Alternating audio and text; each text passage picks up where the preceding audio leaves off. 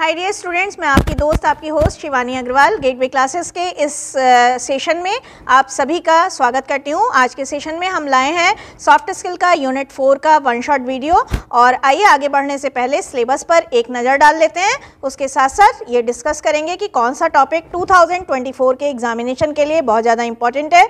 तो बात करें ओरल कम्युनिकेशन की, ओरल कम्युनिकेशन मेरिट डीमेरिट ये 2024 के लिए काफ़ी ज़्यादा इंपॉर्टेंट टॉपिक है।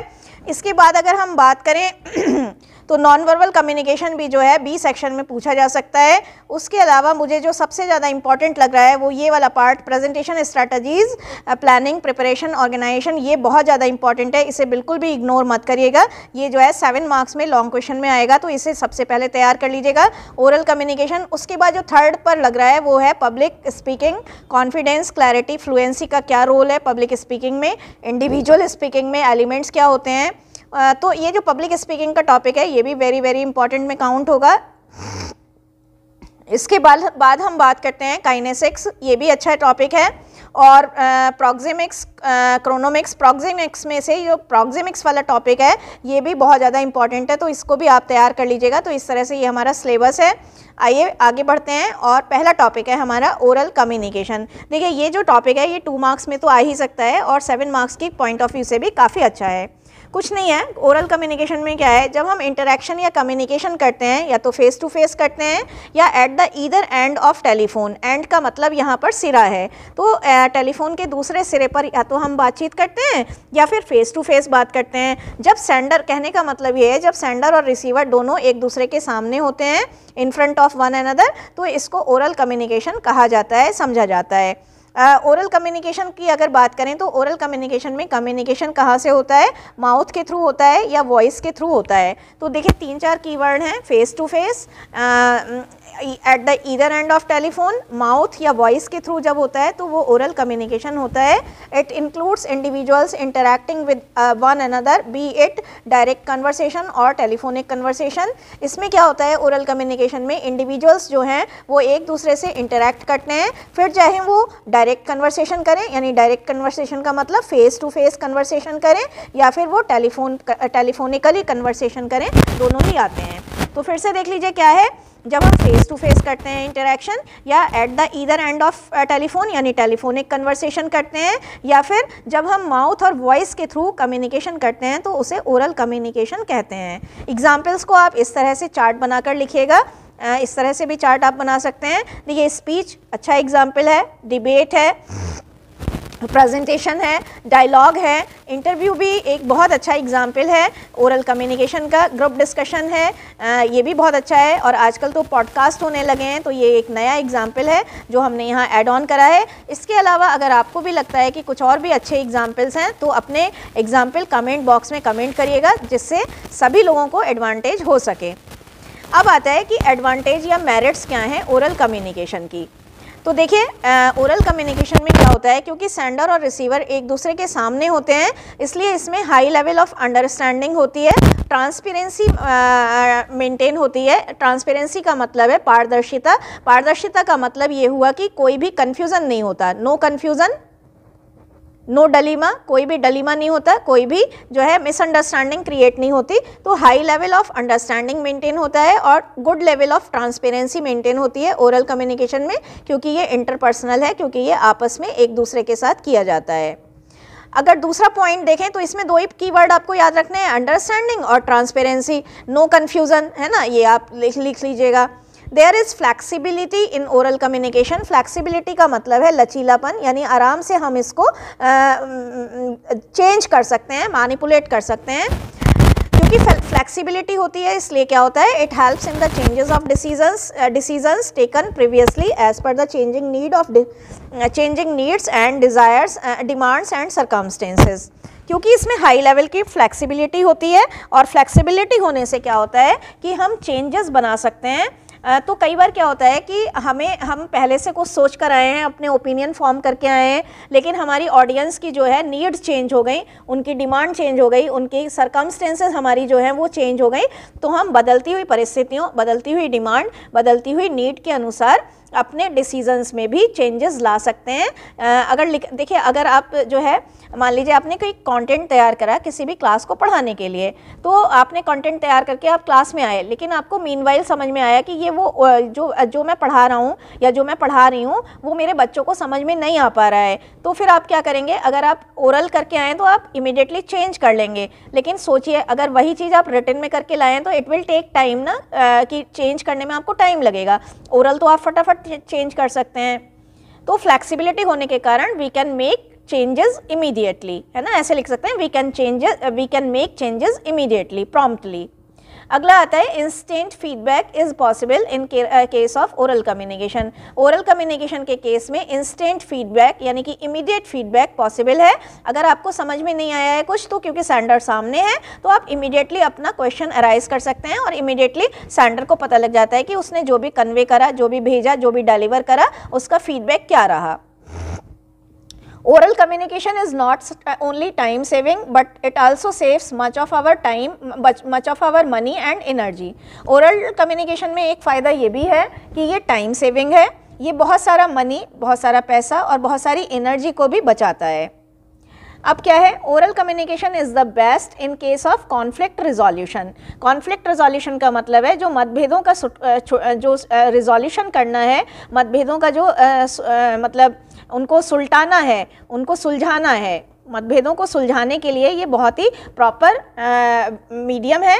क्यों? क्योंकि जो भी कॉन्फ्लिक्टेड पार्टीज़ हैं, जो जिनके बीच में भी अफेक्टेड पार्टीज़ हैं, वो एक दूसरे के सामने आमने होती हैं, और जब हम सामने फेस टू फेस बैठकर कोई भी बात करते हैं तो हम कॉन्फ्लिक्ट को ज़्यादा आसानी से सुलझा सकते हैं। कई बार आपने देखा होगा जब आप मैसेज खेल रहे होते हैं, चैटिंग कर रहे होते हैं, तो अननेसेसरली कुछ कन्फ्यूज़न क्रिएट हो जाते हैं, लेकिन जब आप मॉर्निंग क्लास में आकर एक दूसरे से मिलते हैं, अपने दोस्त से, और बात करते हैं फेस टू फेस, तो बड़े आराम से आप डाउट क्लियर कर सकते हैं। तो कॉन्फ्लिक्ट रिजोल्यूशन में भी ये बहुत अच्छा इफेक्टिव मेथड है ओरल कम्युनिकेशन। क्यों है? क्योंकि दोनों ही कॉन्फ्लिक्टेड पार्टीज एक दूसरे के सामने बैठकर विचार विमर्श करती हैं। अगला आता है it helps in team building and team work. Team work spread करने में, टीम बिल्डिंग में ये बहुत अच्छा मीडियम है। आपने देखा होगा जब ड्यूरिंग पैंडेमिक, जब कोविड आया था, तो आप बैठकर ऑनलाइन क्लास लिया करते थे। उस समय अगर किसी टीचर ने कोई ग्रुप में प्रोजेक्ट दे दिया तो आपको काफ़ी इनकन्वीनियंट यानी अनकंफर्टेबल फील होता था कि आप कैसे ग्रुप बनाएं। लेकिन अब जब ऑनलाइन क्लास नहीं होती, अब जब फिजिकली आप लोग मिलते हैं, तो अगर टीचर कोई भी काम आपको असाइनमेंट देता है और ग्रुप में बनाने के लिए कहता है, टीम बनाने के लिए कहता है, तो आप इमीडिएटली टीम बना लेते हैं। तो ओरल कम्युनिकेशन में क्या होता है कि टीम बिल्डिंग आराम से हो जाती है, टीम वर्क, और जब टीम बिल्डिंग हो जाती है तो आप टीम वर्क आराम से करा सकते हैं। अगला आता है oral communication is the best medium to transfer private and confidential issues and matters. देखिए, ओरल कम्युनिकेशन ही सबसे अच्छा साधन है जिसके माध्यम से आप कोई भी प्राइवेट मैटर, कोई भी कॉन्फिडेंशियल इशू आराम से एक दूसरे के साथ डिस्कस कर सकते हैं। अगर आपका कोई कॉन्फिडेंशियल मैटर है, तो अगर आपने मैसेज डाला तो बहुत संभावना है कि मैसेज कोई और पढ़ ले, है ना। लेकिन ओरल कम्युनिकेशन में आप एक दूसरे के सामने बैठकर एक बंद कमरे में कोई भी प्राइवेट से प्राइवेट बात, कोई भी कॉन्फिडेंशियल इशू बहुत ही आराम से डिस्कस कर लेते हैं। अगला है oral communication promotes healthy and congenial atmosphere. Congenial का मतलब होता है हार्दिक, हार्दिक का मतलब होता है हारमोनियस। तो ये जो है ओरल कम्युनिकेशन, ये हारमोनियस एनवायरनमेंट क्रिएट करने में, हारमोनियस एटमॉस्फेयर क्रिएट करने में, हेल्दी एटमॉस्फेयर क्रिएट करने में भी महत्वपूर्ण रोल प्ले करता है, एक इम्पॉर्टेंट रोल प्ले करता है। लेकिन हर चीज़ की एक अपनी लिमिटेशन होती हैं, हर चीज़ की अपनी कुछ डिमेरिट्स होती हैं, हर चीज़ के अपने प्रॉस और कॉन्स दोनों होते हैं। प्रॉस एंड कॉन्स का मतलब है पक्ष और विपक्ष। अगर ये भी इस तरह से भी आ जाता है तो ये मेरिट और डिमेरिट है, या फिर एडवांटेज और डिसएडवांटेज है। डिसएडवांटेज यानी लिमिटेशन की बात कर लेते हैं, तो ओरल कम्युनिकेशन की कुछ लिमिटेशन भी हैं, कुछ अपनी सीमाएं भी हैं, कहीं कहीं ये जो है वो फेल हो जाता है। कहाँ कहाँ ओरल कम्युनिकेशन फेल हो जाता है, ये आइए डिस्कस कर लेते हैं। रिलाइंग मच, रिलाई का मतलब होता है भरोसा करना। Relying only on oral communication may not be sufficient. केवल ओरल कम्युनिकेशन पर भरोसा कर लेना पर्याप्त नहीं होता है। क्यों नहीं होता है? क्योंकि प्रोफेशनल वर्ल्ड जो है हाईली फॉर्मल है और बहुत ऑर्गेनाइज्ड है। अब देखिए क्या है कि प्रोफेशनल वर्ल्ड जो है उसमें बहुत ज़्यादा फॉर्मेलिटीज़ होती हैं और बहुत ज़्यादा ऑर्गेनाइज्ड होता है वो। तो केवल आप अगर जैसे मान लीजिए फॉर एग्जांपल आपका टीचर कह दे कि कल छुट्टी है, या आपका टीचर कल को आपको कह दे कि आपके 50 में से 49 नंबर आए हैं और रिटन में ना दे, तो क्या आप विश्वास करेंगे उस पर? नहीं करेंगे। तो ओरल कम्युनिकेशन में यही है कि रिलाई हम बहुत ज़्यादा नहीं कर सकते, उस पर बहुत ज़्यादा डिपेंड नहीं हो सकते। रिलाई अगर वर्ड याद ना रहे तो आप डिपेंड लिख लीजिएगा। तो ओरल कम्युनिकेशन पर बहुत ज़्यादा डिपेंडेंसी नहीं हो सकती। क्यों नहीं हो सकती? क्योंकि प्रोफेशनल वर्ल्ड में रहना है और प्रोफेशनल वर्ल्ड की डिमांड है to be formal and to be highly organised. अगला आता है oral communication is less authentic than written communication. Oral communication written communication की अपेक्षा कम प्रामाणिक है। प्रामाणिक क्यों नहीं है? कम प्रामाणिक क्यों है? क्योंकि ओरल कम्युनिकेशन के कोई प्रमाण उपलब्ध नहीं रहते हैं। फॉर एग्जाम्पल मैंने अगर आपको गाली दे दी फॉर एग्जाम्पल, तो आपके पास कोई एज सच प्रमाण नहीं है कि मैडम ने मुझे गाली दी है ना। तो ओरल कम्युनिकेशन लेस ऑथेंटिक है, बहुत ज़्यादा प्रामाणिक नहीं है। अब देखिए ये बहुत इंपॉर्टेंट है कि ओरल कम्युनिकेशन टाइम सेविंग है only in case of daily interactions. Oral communication हमने ऊपर पढ़ाया था कि टाइम सेविंग है, मनी सेविंग है, एनर्जी भी बहुत ज़्यादा जो है सेव करता है। लेकिन ओरल कम्युनिकेशन टाइम सेविंग कब है? केवल डेली इंटरेक्शन में, डेली रूटीन की एक्टिविटीज़ में टाइम सेविंग है। लेकिन अगर हम बात करें इन case of conducting seminars, in case of conducting interviews, long speeches, it consumes lot of time. Consume का मतलब है खपत करना। देखिए अब इसमें एक सिनोनिम एंटोनिम बना, सेविंग का उल्टा हो गया कंज्यूम, है ना। सेव का उल्टा कंज्यूम। तो सेव करना माने बचाना और कंज्यूम माने खपत करना। तो देखिए हम बात कर रहे थे कि टाइम सेविंग केवल डेली इंटरेक्शन, डेली एक्टिविटीज़ के संदर्भ में है। अदरवाइज अगर आपको सेमिनार कराना है, इंटरव्यूज़ कराने हैं, लंबी लंबी स्पीचेस करानी है तो बहुत टाइम लगता है। फॉर एग्जांपल देखिए मैं आप समझाने की कोशिश करती हूँ आपको। आपके पास इंटरव्यू के लिए 1000 कैंडिडेट्स आए हुए हैं, आपको उनका ओरल इंटरव्यू लेना है, 1 to 1 उनको इंटरव्यू लेना है, तो आपको बहुत सारे दिन लग जाएंगे। लेकिन अगर 1000 कैंडिडेट हैं, आपको रिटन में एक पर्चा देना है उन्हें, यानी कि क्वेश्चन पेपर देना है, तो आप 3 घंटे में उनसे या 2 घंटे में उनका इंटरव्यू ले सकते हैं। अगला आता है in case of delivering lengthy messages it is improper method as many of the important points may be skipped on the way. अब देखिए लेंथी मैसेज को डिलीवर करने में, जैसे कि रूल्स एंड रेगुलेशंस को कन्वे करने में, है ना, रूल्स एंड, पहले ये समझ लेते हैं, लेंथी मैसेजेस को कन्वे करने में, डिलीवर करने में ये इम्प्रॉपर मेथड है। क्योंकि अगर आप, लेंथी का मतलब बहुत बड़े, अगर आपको बहुत बड़ा मैसेज कन्वे करना है, डिलीवर करना है, तो ये इम्प्रॉपर मेथड है। क्योंकि बहुत सारे इंपॉर्टेंट पॉइंट्स जो हैं बीच में ही स्किप हो जाते हैं। जैसे आपको मान लीजिए बहुत सारे रूल्स एंड रेगुलेशन बताने हैं, आपको बहुत सारे इंस्ट्रक्शन देने हैं परीक्षा में क्या करना है क्या नहीं, तो अगर आप ओरली दे रहे हैं तो बहुत सारी पॉइंट्स जो है लोगों के दिमाग से मिस आउट हो जाएंगे, स्किप हो जाएंगे। तो ये एक प्रॉपर मेथड नहीं है। अगला आता है it does not have legal validity. इसमें कोई लीगल वैलिडिटी नहीं है, कानूनन वैधता नहीं है, क्योंकि कोई भी record, as there is no record of what is said, क्योंकि कोई भी रिकॉर्ड नहीं है कि क्या कहा गया है। Oral communication is restricted to the available audience only.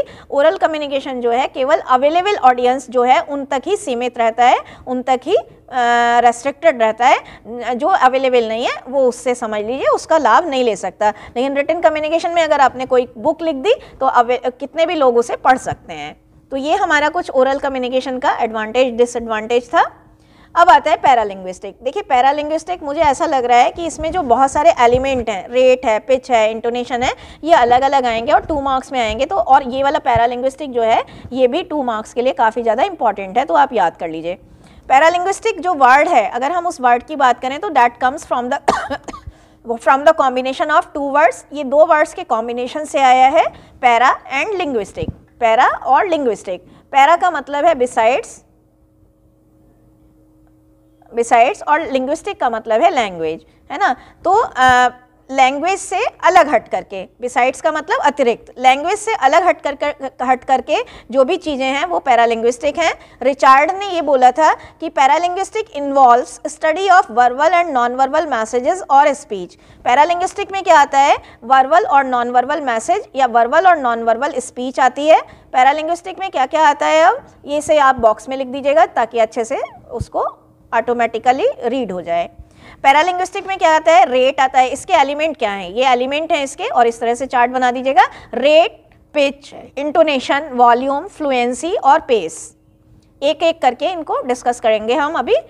Paralinguistic feature deal with non speaking communication. तो पैरालिंग्विस्टिक फीचर में क्या आता है, नॉन स्पीकिंग कम्युनिकेशन आता है, जिसमें कोई भी वर्ड इन्वॉल्व नहीं होते हैं। कोई भी वर्ड, ध्यान दीजिएगा, इसमें कोई भी वर्ड इन्वॉल्व नहीं होते हैं, लेकिन इट इज़ वेरी इंपॉर्टेंट, बहुत इंपॉर्टेंट होता है। क्योंकि क्यों इंपॉर्टेंट होता है, इट कैन मेक और it can break the impact of our communication. अगर ये स्ट्रॉन्ग है हमारा, तो ये हमारे कम्युनिकेशन के प्रभाव को मेकअप कर सकता है। अगर ये स्ट्रॉन्ग नहीं है, तो ये हमारे कम्युनिकेशन के प्रभाव को ब्रेक डाउन कर सकता है, मार कर सकता है, हिट कर सकता है, अटैक कर सकता है उस पर। एक जॉन ने ये कहा था, ये भी बॉक्स में लिख दीजिएगा, कि we speak with our vocal cords but we converse with our entire body. अगर सामने से देखें तो हम अपने वोकल कोर्ड से, अपने गले की ग्रंथियों से बोलते हैं, लेकिन अगर एंटायरली देखा जाए, कंप्लीटली देखा जाए, तो हमारी पूरी बॉडी जो है कन्वर्सेशन कर रही होती है। यानी बोलते समय हमारी पूरी बॉडी की भाव भंगिमा यानी कि एक्सप्रेशन कुछ ना कुछ कह रहे होते हैं, डायरेक्टली और इनडायरेक्टली। तो देखिए बहुत ही इंपॉर्टेंट कोटेशन है, we speak with our vocal cords but we converse with our entire body. अब आता है फीचर्स या एलिमेंट। देखिए यहाँ कंफ्यूज मत होइएगा, फीचर्स जो हैं वो एलिमेंट्स भी हैं। और पहला आता है पिच, बड़ा ही इंपॉर्टेंट है, अलग से आ सकता है। पिच का मतलब क्या होता है, देखिए जो म्यूजिक पढ़ते हैं, जो बहुत अच्छे सिंगर्स हैं, they can easily get the meaning of pitch. Actually होता क्या है, जो हमारा स्केल होता है यानी बोलने का पैमाना होता है, उस पर जब हम हाई और लो नोट लगाते हैं तो वो पिच होता है। यानी जो बोलने का हमारा स्केल है, पैमाना है, उस पर जब हम हाईली और हाई रिदम में बोलते हैं और लो रिदम में बोलते हैं, नीचे करके बोलते हैं, तो वही पिच है। पिच का मतलब क्या है, rate of variations on the vocal fold. जब हम वोकल फोल्ड पर यानी वोकल ग्रंथियों पर जितनी बार हम वेरिएशन से, विभिन्नता करके बोलते हैं, विभिन्न आवाज़ों में, यानी विभिन्नता का मतलब है हाई और लो, हाई और लो, तो जितनी बार हम हाई और लो बोलते हैं तो रेट ऑफ वेरिएशन है, ये हाई और लो नोट है स्केल पर, और रेट ऑफ वेरिएशन है on the vocal fold. Pitch क्यों इंपॉर्टेंट है, अब देखिए बहुत इंपॉर्टेंट चीज़ है, यहाँ पर ये भी आ गया। पिच पर अगर नोट लिखने को आएगा तो भी आप आराम से लिख पाएंगे। पिच क्यों ज़रूरी है, पिच इसलिए ज़रूरी है कि ये स्पीकर के मूड को, एटीट्यूड को, इंटरेस्ट को शो ऑफ करती है, एटीट्यूड को दिखाती है। तो पिच हमारे स्पीकर के मूड, इंटरेस्ट और एटीट्यूड को रिप्रेजेंट करती है, रिफ्लेक्ट करती है, उस पर एक प्रकाश डालती है। यानी पिच से आप पता लगा सकते हैं कि स्पीकर का मूड कैसा है, उसका एटीट्यूड क्या है, उसका इंटरेस्ट कितना है। अगर आप जोश में बोलेंगे तो पता लगेगा आपका इंटरेस्ट क्या है। अगला आता है pitch also expresses speakers emotional state. Pitch से हमें स्पीकर की इमोशनल स्टेट का, भावुकता का भी पता चलता है। वो दुख में तो नहीं है, वो कितना ओवरजॉयड है, खुशी में है, वो कितना जो है उदास है, डिप्रेशन में है, मेलंकलिक है, ये सब भी हमें स्पीकर के मूड, इमोशनल स्टेट का, भावुकता का पता चलता है। Pitch helps to avoid monotonous impact in the speech. Pitch जो है वो स्पीच में मोनोटोनस इम्पैक्ट को यानी कि नीरस प्रभाव को भी दूर करती है। अब देखिए इससे कैसे पता चलेगा, इसका कैसे पता चलेगा आपको, इसका देखिए आप जब कई बार आपने देखा होगा, आपने एक प्रेजेंटेशन तैयार करा और आप बिल्कुल ही सेम फ्लो में बोलते जा रहे हैं, तो ऐसा नहीं लगता कि आप पढ़कर बोल रहे हैं, लेकिन आप अपनी पिच को जब हाई लो वेरिएशन में बोलते हैं तब उससे क्या पता चलता है कि आप कितने इंटरेस्ट से बोल रहे हैं। तो उससे जो है मोनोटोनस इम्पैक्ट, जो नीरसता है, जो डलनेस है, वो भी खत्म होती है, डलनेस भी रिमूव होती है। पिच इंडिकेट, ये एक बहुत इंपॉर्टेंट चीज़ है जो आप बहुत आसान भी है और आप लोग बहुत आराम से लिख सकते हैं। पिच इंडिकेट करती है, क्या इंडिकेट करती है कि ये देखिए इस तरह से चार्ट बना लीजिएगा। पिच इंडिकेट करती है कि स्पीकर क्वेश्चन पूछ रहा है। पिच इंडिकेट करती है कि weather he is passing order, वो ऑर्डर पास कर रहा है। पिच इंडिकेट करती है कि स्पीकर रिक्वेस्ट कर रहा है या वो सिंपली बोल रहा है। तो ये सारी चीज़ें पता लगती हैं। अब देखिए मैं एग्जांपल देती हूँ। मैंने पूछा सर क्या आपको पता है कि ये रोड कहाँ जाती है, तो देखिए इससे पता चल गया कि मैं एक क्वेश्चन पूछ रही हूँ। अब मैंने कहा मनु इधर आओ, तो इससे पता चल रहा है कि मैं ऑर्डर दे रही हूँ, सर प्लीज़ मेरे को एक गिलास पानी मिलेगा क्या, तो इससे पता चल रहा है कि रिक्वेस्ट कर रही हूँ। हमारी क्लास में तो बहुत बच्चे हैं जो अच्छा नहीं पढ़ते हैं, अच्छा पढ़ते हैं, ये इससे पता चल रहा है कि मैं सिर्फ बोल रही हूँ। तो पिच से ही ये सारी चीज़ें पता लगती हैं कि हम एक क्वेश्चन आस्क कर रहे हैं, हम सिंपली पूछ रहे हैं, या फिर हम रिक्वेस्ट दे रहे हैं, या फिर हम रिक्वेस्ट कर रहे हैं, या फिर हम ऑर्डर पास कर रहे हैं।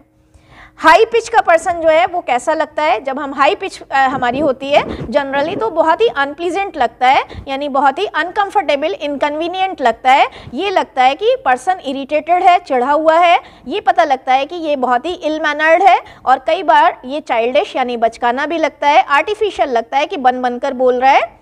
जबकि एक पर्सन जो लो पिच का होता है वो कैसे लिया जाता है, उसको लोग कैसे लेते हैं? एक लो पिच का पर्सन जो है उसको ग्रेटर रिस्पॉन्सिबिलिटी, ये माना जाता है कि वो बहुत ज़्यादा रिस्पॉन्सिबल पर्सन है, वो बहुत ज़्यादा अथॉरिटेटिव है, आधिकारिक तत्व है, उसमें अधिकारी है, आधिकारिक तत्व है। ग्रेटर अथॉरिटी, ग्रेटर क्रेडिबिलिटी, उसमें ग्रेटर क्रेडिबिलिटी है, उसका ज़्यादा वजन है, वो ज़्यादा क्रेडिबल है। आपने देखा होगा जब आप किसी भी ऑफिसर, डायरेक्टर सर या एसडीएम के पास जाते हैं तो बड़ा ही सॉफ्ट पिच में, बड़ा ही धीरे से, बहुत ही सॉलिडली वो कोई भी बात कह देता है। तो लो पिच के पर्सन जो हैं वो ग्रेटर रिस्पॉन्सिबिलिटी, क्रेडिबिलिटी और अथॉरिटी से लिए जाते हैं। अब हमें क्या करना चाहिए? हमारे लिए क्या एडवाइजेबल है? It is advisable to start softly and in low pitch. ये एडवाइजेबल है कि हम सॉफ्टली बोलें, लो पिच में बोलें, और धीरे धीरे हम क्या करें? स्विच करें हाई पिच की तरफ। अगर कंटेंट की डिमांड है तो हम हाई पिच में शिफ्ट कर सकते हैं। तो ये हमारा पिच था, बहुत इंपॉर्टेंट है। अब आता है पेस और रेट। ये भी बहुत आसान है। रेट क्या है? Rate is the number of words that we speak per minute. Rate number of words है, हम एक मिनट में कितने वर्ड्स बोलते हैं। Rate also reflects the meaning and impression of our communication. Rate जो हमारे कम्युनिकेशन का मीनिंग और इम्प्रेशन है उसे बनाता है या बिगाड़ता है। Most of us speak at an average of 150 words पर मिनट। हम में से ज़्यादातर लोग 150 वर्ड्स पर मिनट की रेट में बोलते हैं। दर, रेट का मतलब है दर, पेस का मतलब है गति, स्पीड। तो बहुत सारे लोग हम में से 150 वर्ड्स पर मिनट बोलते हैं। आप देखिएगा कि आप कितने वर्ड्स पर मिनट बोलते हैं। If we speak to the limit of 200 words per minute, the message will sound virtually intelligible and intellectual. लेकिन ये एडवाइजेबल है कि अगर हम 200 वर्ड्स पर मिनट में बोलेंगे तो हमारा जो मैसेज है हम ज़्यादा इंटेलिजिबल, ज़्यादा इंटेलेक्चुअल साउंड करेंगे। In contrast, if we speak too slowly, others may perceive us to be lacking in confidence, short of knowledge, inactive, unwilling. Unwilling का मतलब अनिच्छुक, यानी इच्छा नहीं है हमारी। तो अगर हम बहुत ही धीरे धीरे बोलेंगे तो लोग हमें कैसे कर सकते हैं? लोग ये एज्यूम कर सकते हैं कि हम या तो कॉन्फिडेंस की हम में लैक है, कमी है, या हमारे अंदर नॉलेज कम है, हम सोच सोच कर बोल रहे हैं, या हम इनएक्टिव हैं, डल हैं, आइडल हैं, सुस्त हैं, या फिर बोलने का हमारा मन नहीं है, अनविलिंग हैं हम। तो देखिए कितने अच्छे से ये समझ में आ गया होगा आपको। अब इंटोनेशन भी काफ़ी ज़्यादा इंपॉर्टेंट है, इसे भी तैयार कर लीजिएगा। हो सकता है रेट और ये जो पिच और इंटोनेशन है इसमें डिफरेंस भी आ जाए, तो दोनों में घबराइएगा मत, दोनों का अपना अपना लिखाइएगा, वही हो जाएगा difference. It tells how the voice rise and fall in speech. Speech में जब हमारी वॉइस जो है, आवाज़ जो है वो राइज और फॉल होती है तो वो इंटोनेशन होती है। दूसरे वर्ड्स में हम कह सकते हैं the way the pitch of speakers voice goes up and down. वो तरीका जिसमें स्पीकर की वॉइस जो है, स्पीकर के वॉइस की जो पिच है, अब देखिए पिच तो अलग चीज़ है, अब स्पीकर की वॉइस की जो पिच है वो कितनी बार अप और कितनी बार डाउन होती है, ये इंटोनेशन होता है। दोनों एक दूसरे से कनेक्टेड हैं। इंटोनेशन 3 तरह का होता है। राइजिंग इंटोनेशन, इस तरह से लिख दीजिएगा, या फिर इस तरह से लिख दीजिएगा, है ना। राइजिंग इंटोनेशन, फॉलिंग इंटोनेशन और rising falling intonation. Articulation, articulation का मतलब है speaker should be careful about not to slop, slur, chop, truncate and omit sounds between words and sentences. कई बार क्या होता है कि हम वर्ड्स और सेंटेंसेस के बीच की आवाज़ें जो हैं वो कतर जाते हैं, चबा जाते हैं। टर्नकेट माने ओमिट कर देते हैं, मिटा देते हैं, है ना। तो हमें क्या करना, जैसे मान लीजिए मैंने बोला लेडीज़, तो लेडीज़ में जो एस की आवाज़ है, लेडीज़, जा हम जल्दी जल्दी में खा जाते हैं। ऐसे ही हमने बोला Ram is a good boy, तो हम इस जो है वो खा जाएंगे। तो जो शब्दों और वर्ड्स और सेंटेंसेस के बीच में जो डिफरेंट साउंड्स हैं उनको चबाना, उनको खाना, उनको टर्नकेट करना, उनको मिटाना जो है वो आर्टिकुलेशन होता है। और lazy articulation, for example articulation क्या है, यही वर्ड है आर्टिकुलेशन। तो ये जो आर्टिकुलेशन ये जो है ये अलग अलग पीसेस करके जो हम बोल रहे हैं यही आर्टिकुलेशन है। और जब हम इसके बीच में जैसे आरटी, टी की आवाज़ हम खा गए है ना, ले की आवाज़ हम खा गए, तो वो जो होता है हमारा आर्टिकुलेशन होता है। लेजी आर्टिकुलेशन और speaking over words with lower down the credibility of the speaker. हम अगर लेजी आर्टिकुलेशन करते हैं या वर्ड्स के ऊपर दूसरा वर्ड्स चढ़ा देते हैं तो इससे हमारी क्रेडिबिलिटी डाउन हो जाती है, इससे हमारी जो साख है, क्रेडिबिलिटी का मतलब साख है, वो गिर जाती है, यानी जो हमारी इमेज है, बोलने की इमेज है एज ए स्पीकर, वो डाउन होती है। पॉज, पॉज का मतलब होता है विराम। पॉज क्या है, इंटरप्शन ऑफ एक्शन, एक्शन को के बीच में रुकावट आना। स्पीकिंग ब्रीफली, रुक रुक कर बोलना। स्टॉप टेम्पोरेरली, हमें रुक रुक कर बोलना, बीच बीच में बहुत ज़्यादा रुकना। A pause helps not only the listener but the speaker as well. इसको देखिए बॉक्स में कर दीजिएगा, काफ़ी अच्छा है। पॉज का रोल क्या है, पॉज का रोल है कि पॉज जो है वो लिसनर की ही हेल्प नहीं करता है बल्कि स्पीकर की भी हेल्प करता है। स्पीकर को सांस ले सकता है उस समय में वो है ना। तो इस तरह से पॉज जो है लिसनर की समझने में मदद करता है और स्पीकर की बोलते समय बोलने में मदद करता है। Pause comes automatically in between the major points of your speech. Pause जो है ऑटोमेटिकली आ जाता है आपकी स्पीच के मेजर पॉइंट्स पर। वॉल्यूम, वॉल्यूम क्या है, वॉल्यूम का मतलब है लाउडनेस या सॉफ्टनेस ऑफ आवर वॉइस, हमारी वॉइस की लाउडनेस या softness. Speaker's volume reflect his nature, mood and attitude. Speaker की जो वॉल्यूम है वो क्या बताती है, उसका नेचर कैसा है, उसका मूड कैसा है, उसका एटीट्यूड कैसा है। वॉल्यूम भी ये बताता है कि नेचर, एटीट्यूड और मूड का पता बताती है, जैसे पिच बताती थी। Researchers says that one's assertiveness, confidence, boldness are reflective in louder volume. Researchers ये बोलते हैं कि किसी भी व्यक्ति की assertiveness, किसी भी व्यक्ति की जिद, उसका कॉन्फिडेंस, उसका आत्मविश्वास, उसकी बहादुरी, ये जो है लाउडर वॉल्यूम में रिफ्लेक्ट होती है। जबकि किसी का इंटेलेक्चुअलिज्म, बौद्धिकता, किसी की डीप इंसाइट यानी गहरी परख, सब्जेक्ट मैटर पर गहरी परख, उसके पॉलिश मैनर्स, उसके एटिकेट, एटिकेट का मतलब मैनरिज्म, ये जो है वो लोअर सॉफ्टर वॉल्यूम में पता लगते हैं। पीप्ड का मतलब झांकते हैं।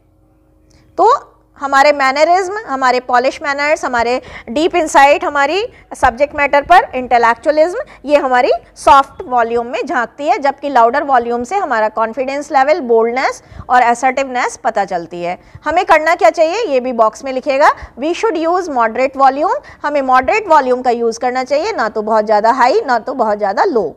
एक आता है प्रोनाउंसिएशन, ये बहुत इंपॉर्टेंट है, 2 मार्क्स में, और अलग से 7 मार्क्स में भी आएगा, वो मैं अलग से बताऊंगी। Pronunciation is a way, A style, a manner. ये एक मैनर है, एक आर्ट है, एक स्टाइल है, एक वे है, जिसमें एक पर्टिकुलर वर्ड, एक लेटर और एक साउंड को प्रोड्यूस करा जाता है, डिलीवर करा जाता है या फिर बोला जाता है, सेट करा जाता है। We should follow British received pronunciation, हमको ब्रिटिश रिसीव्ड प्रोनाउंसिएशन को फॉलो करना चाहिए। Speaker's pronunciation should be accurate and exact, speaker का प्रोनाउंसिएशन एक्यूरेट होना चाहिए, एग्जैक्ट होना चाहिए, क्लियर होना चाहिए और ग्रामेटिकली जिसे एक्सेप्टेबल करा जा सके ऐसा होना चाहिए। और जो हमारा अगला टॉपिक है वो है पब्लिक स्पीकिंग। बड़ा ही इंटरेस्टिंग टॉपिक है, ईजी टॉपिक है लेकिन इम्पॉर्टेंट भी है, और 2 मार्क्स में तो बहुत ही इंपॉर्टेंट है। ये पब्लिक स्पीकिंग होता क्या है, पब्लिक स्पीकिंग की अगर बात करें तो ये एक प्रैक्टिस है या आर्ट हम कह सकते हैं। किस चीज़ की आर्ट, जब हम एक स्पीच को डिलीवर करते हैं, और किसको डिलीवर करते हैं, लाइव ऑडियंस को। यहाँ पर जो ये लाइव ऑडियंस है ये कीवर्ड है। तो जब भी कोई स्पीच लाइव ऑडियंस को डिलीवर की जाती है तो उस लाइव ऑडियंस को स्पीच डिलीवर करने की आर्ट या प्रैक्टिस को पब्लिक स्पीकिंग कहते हैं। पब्लिक स्पीकिंग में क्या होता है कि स्पेसिफिक कंटेंट को, स्पेसिफिक सेक्ट ऑफ ऑडियंस को स्पेसिफिक टारगेट के साथ, स्पेसिफिक गोल के साथ डिलीवर किया जाता है। सेक्ट अगर बोलें, सेक्ट का मतलब होता है सेक्शन यानी वर्ग।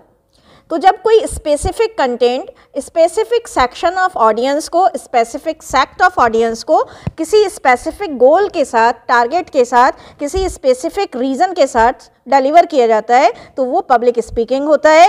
अगर हम जनरली देखें तो इसके पर्पस क्या है? इंफॉर्मेशन को ट्रांसफ़र करना, यानी इंफॉर्मेशन का आदान प्रदान करना, इंफॉर्मेशन को शेयर करना, शेयरिंग इंफॉर्मेशन।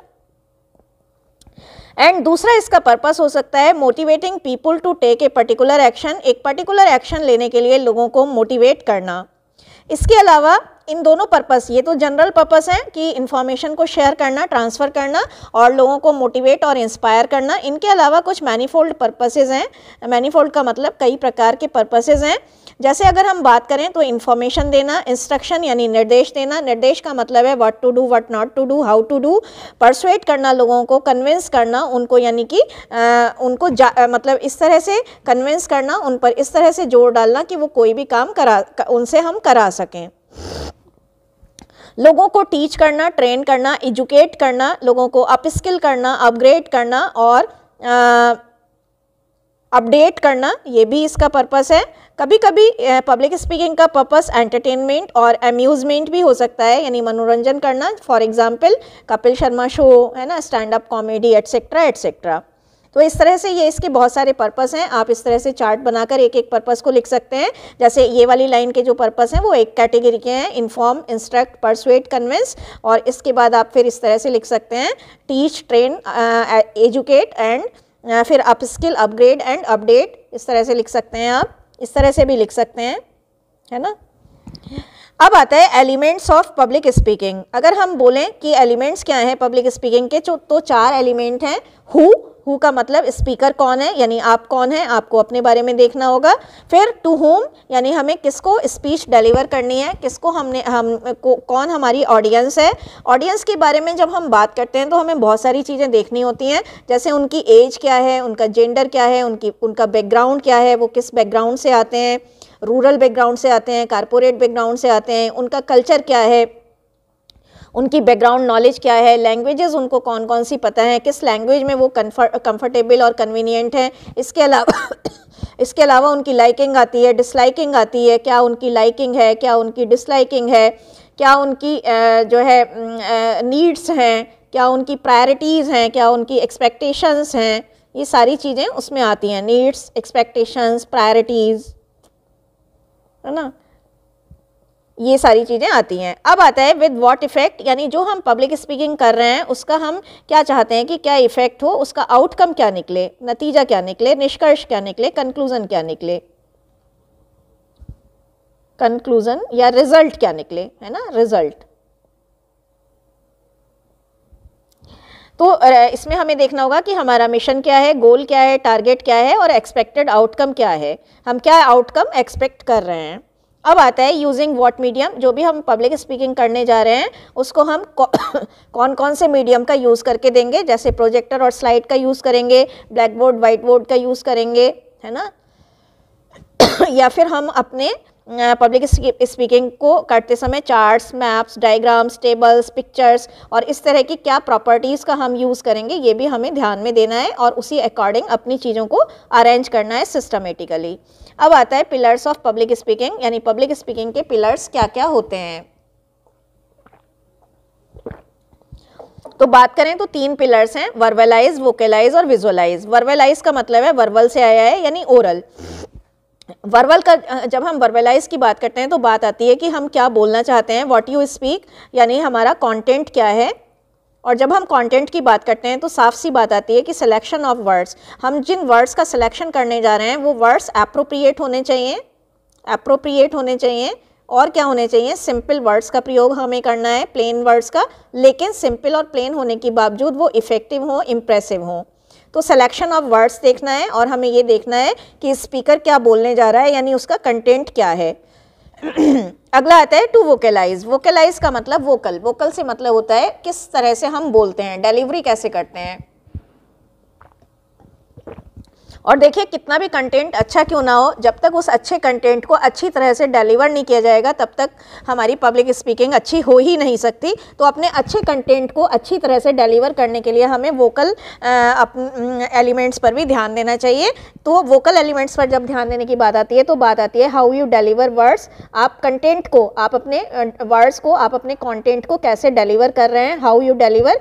और जब हाउ यू डिलीवर की बात आती है तो क्या आपकी पिच है, कैसी आपकी रिदम है, क्या इंटोनेशन है, क्या पेस और रेट है, कैसी वॉल्यूम है, और वॉइस मॉड्यूलेशन कैसी है, आपकी उतार चढ़ाव कैसा है वॉइस का। और इसी तरह की वोकल स्किल्स की बात आती है, क्योंकि कितना भी अच्छा कंटेंट क्यों ना हो हमारे पास, अगर हम उसे सही सही वॉइस मॉड्यूलेशन के साथ नहीं बोलेंगे तो सारा इफेक्ट हमारा नल एंड वॉइड हो जाएगा, यानी इनइफेक्टिव हो जाएगा। तो अपने अच्छे कंटेंट को अच्छी तरह से डिलीवर करने के लिए we have to take care of pitch, rhythm, intonation, voice modulation and other vocal skills. अब बात आती है विजुअलाइज की। विजुअलाइज का मतलब है how the audience visualise you and your presentation. दो चीज़ें हैं, कैसे हमें विजुअलाइज करती है ऑडियंस और कैसे हमारे प्रेजेंटेशन को विजुअलाइज करती है, यानी कैसे हम हमारे बारे में एक मेंटल पिक्चर बनाती है, इम्प्रिंट करती है अपने माइंड में, और कैसे हमारे प्रेजेंटेशन के बारे में एक मेंटल पिक्चर इम्प्रिंट करती है। जब हम हमारे बारे में विजुअलाइज करने की बात होती है तो हमें कॉशियस रहना चाहिए, यानी कि सतर्क रहना चाहिए कि हमें कैसे ड्रेसअप होना है, हमें कैसे ग्रूम करना है अपने आप को, और हमें कैसे प्रेजेंट करना है अपने आप को। जब हमारे प्रेजेंटेशन की बात आती है तो हमें अपने प्रेजेंटेशन में क्लियर, ट्रांसपेरेंट होना चाहिए, कोई डुअलिटी नहीं होनी चाहिए, कोई हिडन मीनिंग नहीं होना चाहिए, कोई डबल मीनिंग नहीं होना चाहिए, कोई एम्बिग्विटी नहीं होनी चाहिए। डुअलिटी का मतलब है दोहरापन नहीं होना चाहिए, है ना, डुअलिटी। कोई हिडन मीनिंग नहीं होना चाहिए, है ना, no hidden meaning, no double meaning. और हमने एक वर्ड बोला था एम्बिग्विटी नहीं होनी चाहिए, एम्बिग्विटी। प्रेजेंटेशन इतना इन्फ्लुएंशियल और विनिंग होना चाहिए that it may leave an indelible impression on to the audience. Presentation हमारा इतना विनिंग हो, इतना इम्प्रेसिव हो, इतना इन्फ्लुएंशियल हो कि ये लोगों के दिमाग पर, हमारी ऑडियंस के दिमाग पर इंडेलिबल इंप्रेशन छोड़े। इंडेलिबल इंप्रेशन का मतलब है अमिट छाप छोड़े, यानी ऐसी छाप छोड़े जिसे मिटाई ना जा सके, बहुत दिनों तक उनको याद रहे। तो ये हमारे कुछ पिलर्स थे, वोकलाइज, वर्बलाइज और विजुअलाइज। अब आता है tips to overcome stage fear and fright. Fright का मतलब भी डर होता है। देखिए हम सभी के लिए ये बहुत एक कॉमन बात है कि हम सभी को जो है स्टेज फियर और फ्राइट रहता ही है। तो यहाँ पर हम बहुत ही प्रैक्टिकल कुछ टिप्स बताने जा रहे हैं। अगर आप भी उनको फॉलो करेंगे तो आपका जो स्टेज फियर है, अगर आपके अंदर कोई थोड़ा बहुत स्टेज फियर है तो वो भी कहीं ना कहीं रिमूव होगा। सबसे पहले हमें क्या करना है, choose A topic of your interest. आपको सबसे पहले एक टॉपिक चूज़ करना है, ऐसा टॉपिक जिसमें आपका सबसे ज़्यादा इंटरेस्ट हो। एक बार जब आप टॉपिक चूज़ कर लेंगे तो फिर उस टॉपिक के बारे में आपको बहुत सारा पढ़ना है, यानी रिसर्च करनी है। You have to read a lot and a lot, collect as much information as you may. जितनी ज़्यादा से ज़्यादा इन्फॉर्मेशन आप कलेक्ट कर सकते हैं उतनी ज़्यादा से ज़्यादा इन्फॉर्मेशन कलेक्ट करिए, चाहे वो फिर आप मैगजीन रीड करके करिए, जर्नल्स रीड करके करिए, न्यूज़पेपर रीड कर सकते हैं, वेबसाइट कर सकते हैं सर्च, ब्लॉग में से आप ले सकते हैं, या फिर यूट्यूब चैनल देख सकते हैं, आप डिस्कशन भी देख सकते हैं, आप रेडियो प्रोग्राम सुन सकते हैं। तो कहीं से भी आप लें, लेकिन you have to collect as much material as much you can collect. अब अगला आता है prepare more material than is required. आपको जितना मटेरियल एक्सपेक्टेड हो, यानी 45 मिनट्स के लेक्चर में जितना मटेरियल एक्सपेक्टेड हो उससे थोड़ा ज़्यादा मटेरियल आपको ले जाना चाहिए। उससे क्या होगा कि अगर आप कहीं पर मिस हो गए, कहीं पर स्किप हो गए, तो वहाँ पर आपके पास बहुत सारे दूसरे पॉइंट होंगे ऐड ऑन करने के लिए। और जब आपके पास बहुत सारा मटेरियल होगा तो आप automatically you will feel confident. अगला आता है एक वेल रिसर्च्ड कंटेंट आप तैयार करिए। वेल रिसर्च्ड कंटेंट में क्या होता है कि जब आप रिसर्च करके प्रॉपरली फुली रिसर्च करके कंटेंट प्रिपेयर करते हैं तो आप एक काम और भी करते हैं, आप ऑडियंस की तरफ से आने वाले सारे पॉसिबल क्वेश्चंस और सारी क्वेरीज पर भी ध्यान देते हैं और उनका आंसर भी आप तैयार करके मेंटली जाते हैं। तो अगर किसी भी ऑडियंस में से किसी ने भी आपसे कोई क्रॉस क्वेश्चन कर लिया तो आप क्रॉस क्वेश्चंस को एनकरेज करेंगे, ना कि उनसे घबराएंगे। अगला आता है reach the venue at least half an hour before the scheduled time. जो भी आपका शेड्यूल्ड टाइम है लेक्चर का, उससे कम आधा घंटा पहले पहुंचना आपको एडवाइजेबल है। उस आधे घंटे में आपको क्या करना है, आपको अपने आप में यू विल फील कंफर्टेबल, ऐसे हौच पौच नहीं होगी, और you will feel comfortable and convenient, sweating नहीं होगी आपको, आपकी सांसें नहीं फूलेंगी, है ना। तो और आप इसमें ये भी कर लेंगे कि जो भी नेसेसरी अरेंजमेंट है, जैसे प्रोजेक्टर है या नहीं, सॉकेट है या नहीं, पंखा ठीक चल रहा है, माइक ठीक काम कर रहा है, तो ये सारे अरेंजमेंट भी आप बिफोर हैंड का मतलब पहले से ही देख लेंगे। तो आधे घंटे पहले पहुंचना एडवाइजेबल है कम से कम, आप भी कंफर्टेबल हो जाएंगे और आप आसपास की चीज़ों को भी मैनेज कर लेंगे। अगला आता है keep on attending public speaking events from time to time. समय समय पर पब्लिक स्पीकिंग की जो इवेंट्स हैं उन्हें अटेंड करते रहिए। Observe their way of speaking, उनका बोलने का तरीका देखिए, उनके नॉन वर्बल क्यूज़ देखिए कि वो किस तरह से नॉन वर्बल क्यूज़ का यूटिलाइजेशन करते हैं, और ये देखिए कि how they interact their audience, वो अपनी ऑडियंस से किस तरह से इंटरेक्शन करते हैं, किस तरह से नॉन वर्बल क्यूज़ को यूटिलाइज करते हैं, क्या उनका आर्ट ऑफ स्टाइल है, आर्ट है, या क्या उनकी स्टाइल है बोलने का, स्पीकिंग स्टाइल क्या है। तो ये सारा चीज़ें आपको नोटिफाई करनी है, और पब्लिक स्पीकिंग इवेंट समय समय पर जहाँ भी आपको अपॉर्चुनिटी मिले आप अटेंड करते रहिए। एक ये है कि try to use some humour, थोड़ा सा अपने, देखिए आपका कितना भी कॉम्प्लिकेटेड टॉपिक क्यों ना हो, कितना भी डिफ़िकल्ट टॉपिक क्यों ना हो, लेकिन उसमें थोड़ा सा ह्यूमर इन्फ्यूज़ कराने की कोशिश करिए, क्योंकि ह्यूमर जो है बहुत एक्सीलेंटली काम करता है, आपको भी रिलैक्स करता है, आपकी ऑडियंस को भी रिलैक्स करता है, और कॉम्प्लिकेटेड से कॉम्प्लिकेटेड टॉपिक को बोझिल नहीं होने देता है, बल्कि थोड़ा सा इंटरेस्टिंग बना देता है। तो हेल्दी ह्यूमर हो, लेकिन कैसा हो, हेल्दी ह्यूमर हो, और थोड़ा रेलिवेंट कर सकें, जैसे कोई भी टॉपिक है उससे रेलिवेंट अपने एक्सपीरियंस बता दीजिए, कोई कहानी सुना दीजिए, तो ऐसे कर सकते हैं। टेक सम डीप ब्रीथ्स, आप कुछ गहरी गहरी सांसें लीजिए, इससे साइकोलॉजिकली और फिजिकली दोनों तरह से आप रिफ्रेश होंगे। Fresh supply of oxygen will ease your nervousness and fear, जो फ्रेश सप्लाई आप लेंगे ऑक्सीजन की, उससे आपकी नर्वसनेस पर ओवरकम कर पाएंगे, आप नर्वसनेस पर काबू पाएंगे, और जो आपका फियर लेवल है वो भी डाउन होगा, आप थोड़ा रिफ्रेशिंग और रिजुविनेटेड एनर्जेटिक फील करने लगेंगे। Last but not the least, the one and only way to overcome stage fear is to go for rehearsals and repeated practices. Last और लीस्ट एक ही वे है पब्लिक स्पीकिंग में एफिशिएंट होने का, एक्सपर्ट होने का, कि you have to go for regular rehearsals. आपको क्या करना है रेगुलर रिहर्सल्स करनी है, कांस्टेंट प्रैक्टिस करनी है, लगातार प्रैक्टिस करनी है, और रिपीटेड प्रैक्टिस करनी है। तो इसलिए प्रैक्टिस करो और प्रैक्टिस करो, बहुत सारी प्रैक्टिस करो। With each practice you will find कि आपका जो कॉन्फिडेंस लेवल है दैट विल बूस्ट अप, है ना। अब आता है व्हाट इज काइनेसिक्स। देखिए बहुत ज़्यादा इंपॉर्टेंट क्वेश्चन है 7 मार्क्स में 2024 के लिए। काइनेसिक्स की अगर बात करें तो साइंस ऑफ बॉडी लैंग्वेज है, बॉडी लैंग्वेज की साइंस है, बॉक्स में लिखेगा। देखिए कई बार आपने सुना होगा कि हम ये कहते हैं our action speak louder than words, इसे भी बॉक्स में कर दीजिएगा। हमारे जो एक्शन होते हैं वो हमारे वर्ड्स से कहीं ज़्यादा लाउडर बोलते हैं, यानी हम जितना कुछ अपने शब्दों में नहीं कह पाते हैं, हमारी बॉडी लैंग्वेज से, हमारी आंखों से हमारा गुस्सा दिख जाता है, हमारी स्माइल से हमारा प्यार दिख जाता है, कंफर्ट लेवल हमारा दिख जाता है, हमारी आंखों से हमारा कॉन्फिडेंस लेवल दिख जाता है। तो बहुत सारी बातें जो शब्दों में नहीं कह सकते वो हमारे एक्शन में ग्लिम्पस हो जाती हैं, झलक जाती हैं। Sometimes we fail to express our thoughts into words. कई बार क्या होता है कि हम अपने थॉट्स को, हमारे विचारों को वर्ड्स में एग्जैक्टली प्रेजेंट नहीं कर पाते, और जहाँ पर हमें ऐसा लगता है कि हमारे पास प्रॉपर वर्ड्स नहीं है अपनी फीलिंग को एक्सप्रेस करने के लिए, वहाँ पर हम बॉडी लैंग्वेज जो है वो बहुत ज़्यादा कन्वे कर देती है, बहुत ज़्यादा पहुँचा देती है, यानी बहुत ज़्यादा कह देती है। बॉडी लैंग्वेज कंप्राइजेज ऑफ, ये एलिमेंट्स हैं, फीचर्स हैं, तो कंफ्यूज मत होइएगा, यही एलिमेंट्स हैं, यही फीचर्स हैं काइनेसिक्स के या बॉडी लैंग्वेज के। बॉडी लैंग्वेज में क्या क्या समाहित होता है, कंप्राइजेस मतलब समाहित होना, क्या क्या समाहित होता है, हमारा जेस्चर, हमारा पोस्चर, आई कंटैक्ट। अलग से ये क्वेश्चन आ सकता है आई कंटैक्ट का रोल क्या है 2 मार्क्स में। फेशियल एक्सप्रेशन होते हैं, फिजिकल अपीयरेंस होती है, स्माइल होती है, एनर्जी लेवल भी हमारा इसी में काउंट होता है। अब हम एक एक करके पढ़ेंगे कि किस तरह से फीचर्स होते हैं, क्या फीचर्स हैं बॉडी लैंग्वेज के या काइनेसिक्स के। बॉडी लैंग्वेज आए या काइनेसिक्स आए, आपको बिल्कुल भी कंफ्यूज नहीं होना है। पोस्चर, पहला आता है पोस्चर।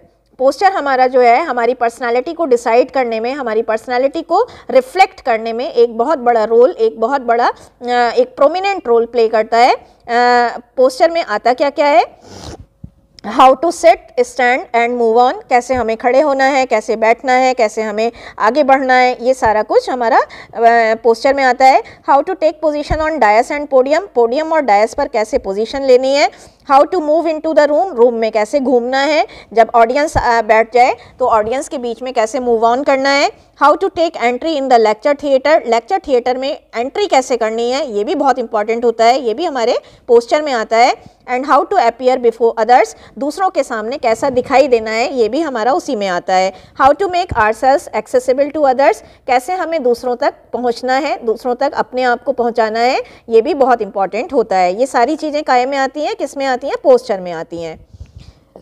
मूविंग अहेड हमारा जेस्चर आता है। Gesture plays a vital role in determining our impression as a speaker. Vital का मतलब बहुत बड़ा, तो हमारा जो जेस्चर है वो भी बहुत बड़ा रोल प्ले करता है हमें एक स्पीकर के रूप में हमारे इम्प्रेशन को बनाने या बिगाड़ने में। अपने जेस्चर को बनाते समय हमें कुछ सावधानियां, कुछ प्रिकॉशन रखने चाहिए, कुछ चीज़ों का ध्यान रखना चाहिए। क्या है वो चीज़ें, आइए पढ़ लेते हैं। Do not lean too much, lean का मतलब होता है झुकना, बहुत ज़्यादा झुकने की ज़रूरत नहीं है, बहुत ज़्यादा नहीं झुकना होता है। Do not lean against anyone, किसी के सामने भी हमें लीन नहीं करना होता है। Do not play with chain, ring, handkerchief, हमें चेन, रिंग और हैंडकरचीफ, कई बार हमारी आदत होती है कि हमारे हाथ में जो भी चीज़ें होती हैं हम उससे खेलना शुरू कर देते हैं, तो ये बहुत ही ऑकवर्ड लगता है। तो जो भी चीज़ हमारे हाथ में है, जैसे चेन को घुमाना शुरू कर दिया, रिंग के साथ खेलना शुरू कर दिया, हैंडकरचीफ के साथ खेलना शुरू कर दिया, इससे बिल्कुल भी नहीं करना है। अगला आता है कीप योर हैंड्स डाउन, अपने हाथ नीचे रखने हैं। Use mild movements with hands, हाथों से छोटे छोटे मूवमेंट करने हैं। माइल्ड का मतलब सॉफ्ट मूवमेंट करने हैं। कई बार आपने देखा होगा कोई लोग बहुत ज़्यादा अननेसेसरली हाथ पैर फेंकते हैं, तो वो बहुत ही ऑकवर्ड और आर्टिफिशियल हो जाता है। तो आपको बहुत ज़्यादा हाथ पैर नहीं फेंकने हैं, बल्कि छोटे छोटे मूवमेंट्स करने हैं। Do not be artificial while using hand movements, hand movements को करते समय आर्टिफिशियल नहीं होना है। अगला आता है stand at the centre where from everyone can see you and you can see, also establish proper eye contact to each and every member without any hindrance. Hindrance का मतलब बैरियर यानी बाधा, यानी कि ऑब्स्टेकल, रुकावट। तो देखिए ये भी बहुत इंपॉर्टेंट है। आप जहाँ भी जो भी लेक्चर हॉल है, जो भी थिएटर है, जहाँ पर भी आपका लेक्चर हो रहा है, वहाँ पर आपको सेंटर में बीच में खड़े होना है। उससे क्या फ़ायदे होंगे, वहाँ से आपको सब लोग देख पाएंगे और आप भी सब लोगों से प्रॉपर आई कंटेक्ट इस्टेब्लिश कर पाएंगे, बिना किसी बाधा के, बिना किसी बैरियर के। Do not take support of wall while standing, कई बार हमारी आदत होती है कि हम खड़े होते हुए वॉल के सहारे पैर टिका लेते हैं, वॉल के सहारे अपनी कमर को टिका लेते हैं। तो ऐसे हमें वॉल का सपोर्ट नहीं लेना है या किसी भी चीज़ का सपोर्ट लेकर खड़े नहीं होना है, स्ट्रेट रहना है। अगला आता है आई कंटेक्ट। अलग से भी 2 मार्क्स में आ जा सकता है कि आई कंटेक्ट का क्या रोल है। Eye contact plays a vital role in kinesics. Eye contact जो है वो काइनेसिक्स का सबसे ज़्यादा प्रोमिनेंट पार्ट है। और आई कंटेक्ट से होता क्या है, to make us feel confident. Eye contact से हमारा कॉन्फिडेंस लेवल पता चलता है। दूसरी बात ये है, पहला तो कॉन्फिडेंस लेवल का पता चलता है, दूसरी बात ये है कि आई कंटेक्ट से हमें we can read the mood of the audience, हम ऑडियंस का मूड भी रीड कर सकते हैं। क्या कि कहीं वो बोर तो नहीं हो रहे हैं, कहीं वो इरिटेट तो नहीं हो रहे हैं, प्रेजुडाइज्ड तो नहीं है, डाइवर्टेड तो नहीं है, चंचल तो नहीं है, फ्लाइटी का मतलब चंचल और इनएक्टिव तो नहीं है। अगर ऐसे हैं वो, तो हम उनसे क्वेश्चन पूछ सकते हैं, उनसे जो है हम उनको एक्टिव बना सकते हैं, है ना। अगला आता है इसी में, लेकिन एक चीज़ बहुत ज़्यादा इंपॉर्टेंट है, इसे बॉक्स में कर दीजिएगा। We should not fix our eyes more than 3 to 5 seconds to every one person. हमें एक व्यक्ति पर अपनी आंखें 3 से 5 सेकेंड से ज़्यादा फिक्स नहीं करनी चाहिए, क्योंकि वो काय में आता है, वो आता है गेजिंग और स्टेयरिंग में, जो कि बहुत ज़्यादा ऑकवर्ड है, बहुत ज़्यादा नेगेटिव है। तो गेजिंग और स्टेयरिंग नहीं करनी है, 3 से 5 सेकेंड्स तक केवल हमें उन्हें देखना है। अगला एलिमेंट काइनेसिक्स का है smile. It is said that face is the index of mind. ये कहा गया है कि फेस जो है वो माइंड का इंडेक्स है। होता क्या है कि माइंड में जो भी चल रहा होता है वो ऑटोमेटिकली फेस पर आ जाता है। कभी आपके माइंड में एंगर होता है तो आपके फेस पर कहीं ना कहीं, कितना भी आप छिपाएं, आ ही जाता है। और कभी आप बहुत प्रसन्न होते हैं तो भी आपका फेस खिला खिला रहता है। तो स्माइल का क्या वैल्यू है? Smile makes our facial expression, smile हमारे फेशियल इंप्रेशन को बहुत ज़्यादा बनाती है। जिस तरह से एक लेडी है, एक लड़की है, उसने बहुत सारे श्रृंगार कर रखे हैं, बहुत अच्छे से ग्लैमअप है, वो सजी संवरी है, लेकिन बिंदी नहीं है तो बहुत अधूरा सापन लगता है। तो ऐसे ही अगर आप बहुत अच्छा फेस है लेकिन स्माइल नहीं है तो थोड़ा अधूरा सा लगता है। स्माइल हमारे फेशियल एक्सप्रेशन को बहुत अच्छे से बनाती है। स्माइल कहाँ कहाँ मदद करती है? To win the favour of the audience, audience का फेवर विन करने में और उनका ध्यान आकर्षित करने में। टू अट्रैक्ट देयर अटेंशन, क्या है? अट्रैक्ट देयर अटेंशन, उनका अटेंशन अट्रैक्ट करने में भी बहुत काम आती है। To connect us well with the audience, smile से हम बहुत इजीली और ऑटोमेटिकली हम उनसे कनेक्ट हो जाते हैं। स्माइल से हम उनके साथ फ्रेंडली भी हो जाते हैं और जब हम अपनी ऑडियंस के साथ फ्रेंडली हो जाते हैं तो they may feel comfortable and easy to ask questions and their doubts, वो बहुत इजी और कंफर्टेबल फील करते हैं अपने डाउट्स पूछते हुए। अगला आता है फिजिकल अपीयरेंस। बहुत बार आपने सुना होगा कि first impression is the last impression, हमारा पहला प्रभाव ही हमारा अंतिम प्रभाव जज हो जाता है। अपनी फिजिकल अपीयरेंस को रिमार्केबल इम्प्रेसिव बनाने के लिए हमें बहुत सारी चीज़ों का ध्यान रखना चाहिए और जो सबसे पहली चीज़ है जिसे कई बार हम जो है इग्नोर कर जाते हैं वो है प्रॉपर बॉडी हाइजीन। तो प्रॉपर बॉडी हाइजीन मस्ट है, तो प्रॉपर केयर करना चाहिए हमें, nail care, feet care, ankle का मतलब है एड़ियाँ जो हमारी होती हैं, है ना हमारी एल्बो, हमारी कोहनियाँ कई बार काली काली रह जाती हैं, हम वैसे बहुत सज संवर जाते हैं। हमारी नेक अच्छी साफ़ होनी चाहिए, स्किन हमारी जो है पेल नहीं होनी चाहिए, डल नहीं होनी चाहिए, स्किन भी हमारी फ्रेश होनी चाहिए। हेयर के बारे में वेल ट्रिम्ड होने चाहिए, अच्छी तरह से कटे हुए, वेल कॉम्ड, अच्छी तरह से कॉम्बिंग करे हुए, प्रॉपर्ली जेल्ड होने चाहिए। जेल लगाने का अगर शौक है तो सुबह सुबह ना लगाइए, रात को लगाकर सोइए। नेल्स हमारे प्रॉपर्ली पेयर्ड यानी कटे हुए होने चाहिए, नेल के साथ कटे हुए होने के लिए पेयर्ड आता है। और dress should suit to the occasion, dress जो है हमारी, जो भी ड्रेस हम चुनने जा रहे हैं वो हमारी ओकेज़न के अनुसार, कल्चर के, ऑर्गेनाइजेशन के कल्चर के हिसाब से होनी चाहिए। जैसे कहीं पर अगर आप रूरल बैकग्राउंड में जा रहे हैं तो आप साड़ी या सूट पहनकर जाएंगे, पिनअप करके, चुन्नी वगैरह पिनअप करके जाएंगे तो बहुत अच्छा इंप्रेशन पड़ेगा। लेकिन अगर आप कारपोरेट में जा रहे हैं तो आपको वेस्टर्न पहना हुआ होगा तो ज़्यादा अच्छा इम्पैक्ट पड़ेगा। तो ड्रेस जो भी हो, अब जैसे पूजा में जा रहे हैं, पूजा में तो आप पैंट और जीन्स पहनकर नहीं जा सकते ना, कुर्ता पजामा और साड़ी में ज़्यादा डिसेंट लगेंगे, आप ट्रेडिशनल लगेंगे।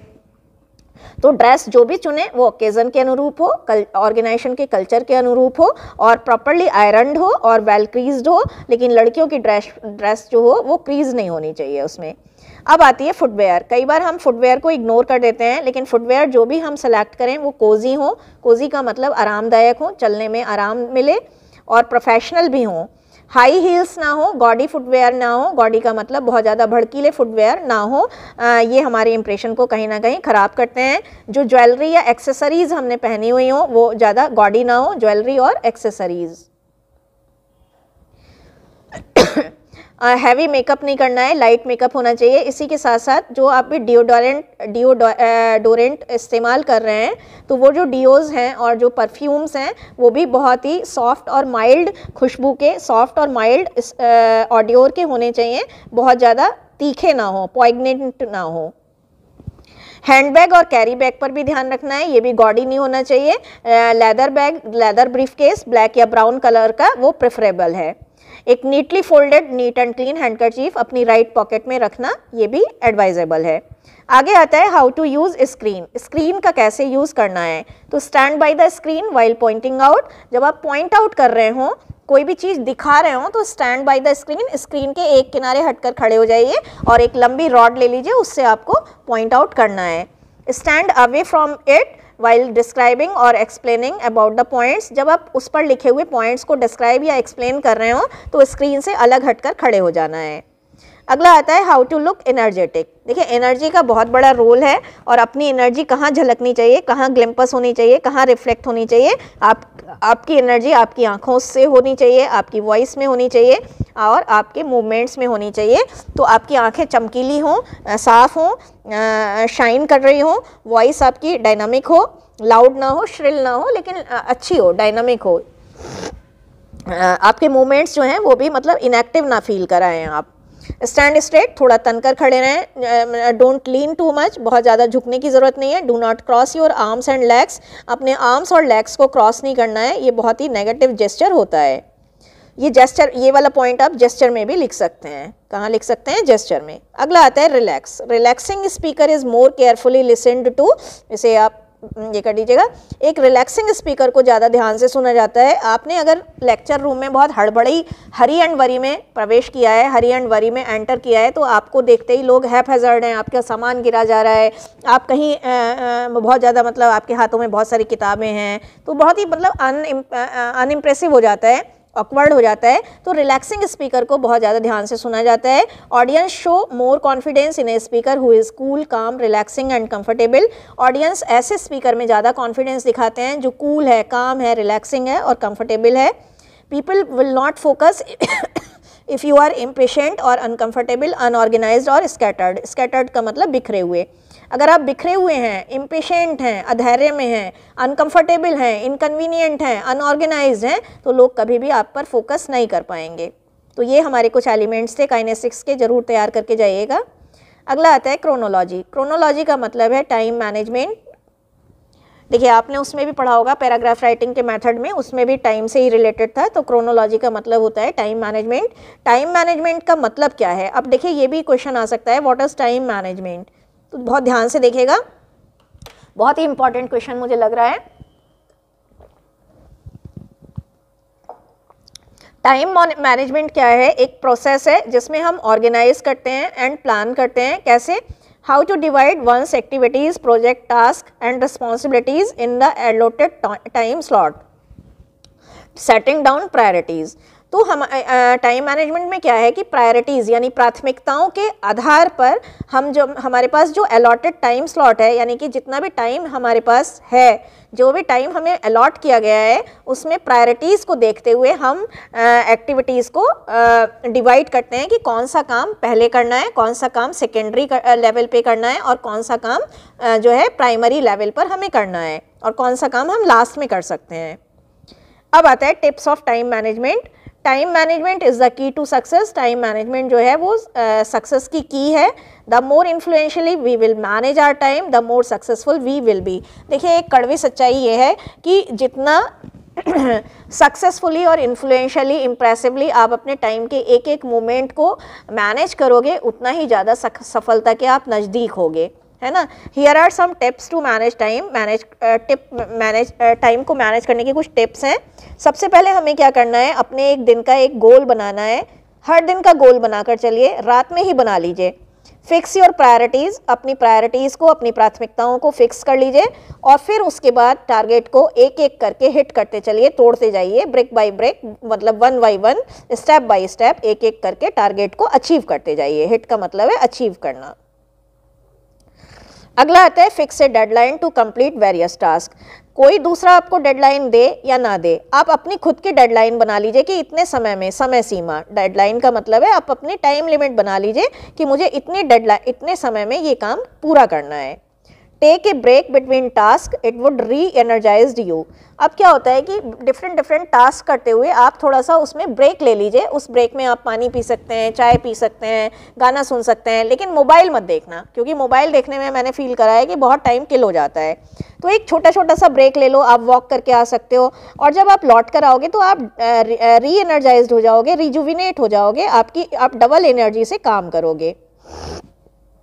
तो एक ब्रेक लेकर काम करो। Organise yourself, plan your further activities in advance. अपने आप को ऑर्गेनाइज यानी व्यवस्थित रखिए और जो कल की एक्टिविटीज़ हैं या जो आने वाली एक्टिविटीज़ हैं, जो फर्दर जो आगे की एक्टिविटीज़ हैं, उन्हें एडवांस में ही प्लान कर लीजिए।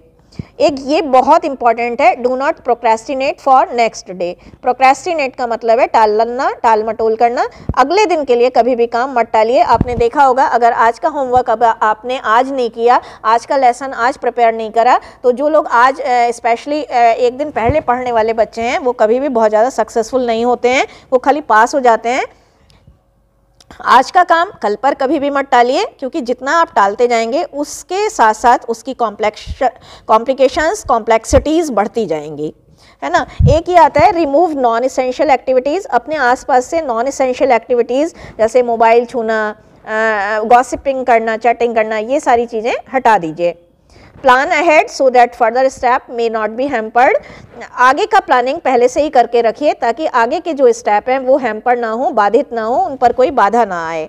जैसे मान लीजिए आपको सुबह को कोई चीज़ पढ़नी है तो आप रात को ही वो कॉपी निकाल कर, नोटबुक निकाल कर रखिए। जैसे कल को मुझे लेक्चर लेना होता है तो मैं सुबह को ही अपने मोबाइल में सेटल डाउन कर लेती हूँ कि ये वाला PDF हमें पढ़ाना है। अगर हम लेक्चर रूम में जाकर वो PDF निकालेंगे तो 5-10 मिनट्स हमारे कहाँ किल हो जाएंगे हमें नहीं पता होगा, और हमारे साथ साथ और लोगों के भी किल होंगे।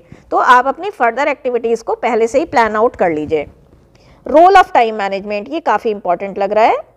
It sounds an individual to be well mannered, अगर हम टाइम मैनेजमेंट को फॉलो करते हैं तो हम वेल मैनर्ड होंगे, वेल डिसिप्लिन्ड होंगे, पंक्चुअल होंगे, सिस्टमेटिक और वेल ऑर्गेनाइज्ड साउंड करेंगे। और टाइम मैनेजमेंट से क्या होता है, it help us to complete task ahead of time. Ahead of time का मतलब समय से पहले। अगर हम टाइम मैनेजमेंट से काम लेंगे तो हम अपने काम को, अपने टास्क को, अपनी रिस्पॉन्सिबिलिटी को, अपने प्रोजेक्ट को अहेड ऑफ टाइम यानी समय से पहले ही कंप्लीट कर लेंगे। Staying within time limit is a sign of courtesy and professionalism. Time limit के में रहना एक कर्सी का और एक प्रोफेशनलिज्म का, एक मैनरिज्म का साइन है। तो ये भी बहुत इंपॉर्टेंट है। अगर आप मैनरिज्म को फॉलो करते हैं, एक अच्छे प्रोफेशनल हैं, तो आप जो है टाइम लिमिट के अंदर रहेंगे। अब आता है category of individuals in prospect of time management. दो काइंड के लोग होते हैं टाइम मैनेजमेंट के प्रोस्पेक्ट में, मोनोक्रोमिक और पॉलीक्रोमिक। जो मोनोक्रोमिक काइंड के लोग हैं माफ़ कीजिएगा, ऐसे लोग वैल्यू करते हैं टाइम को।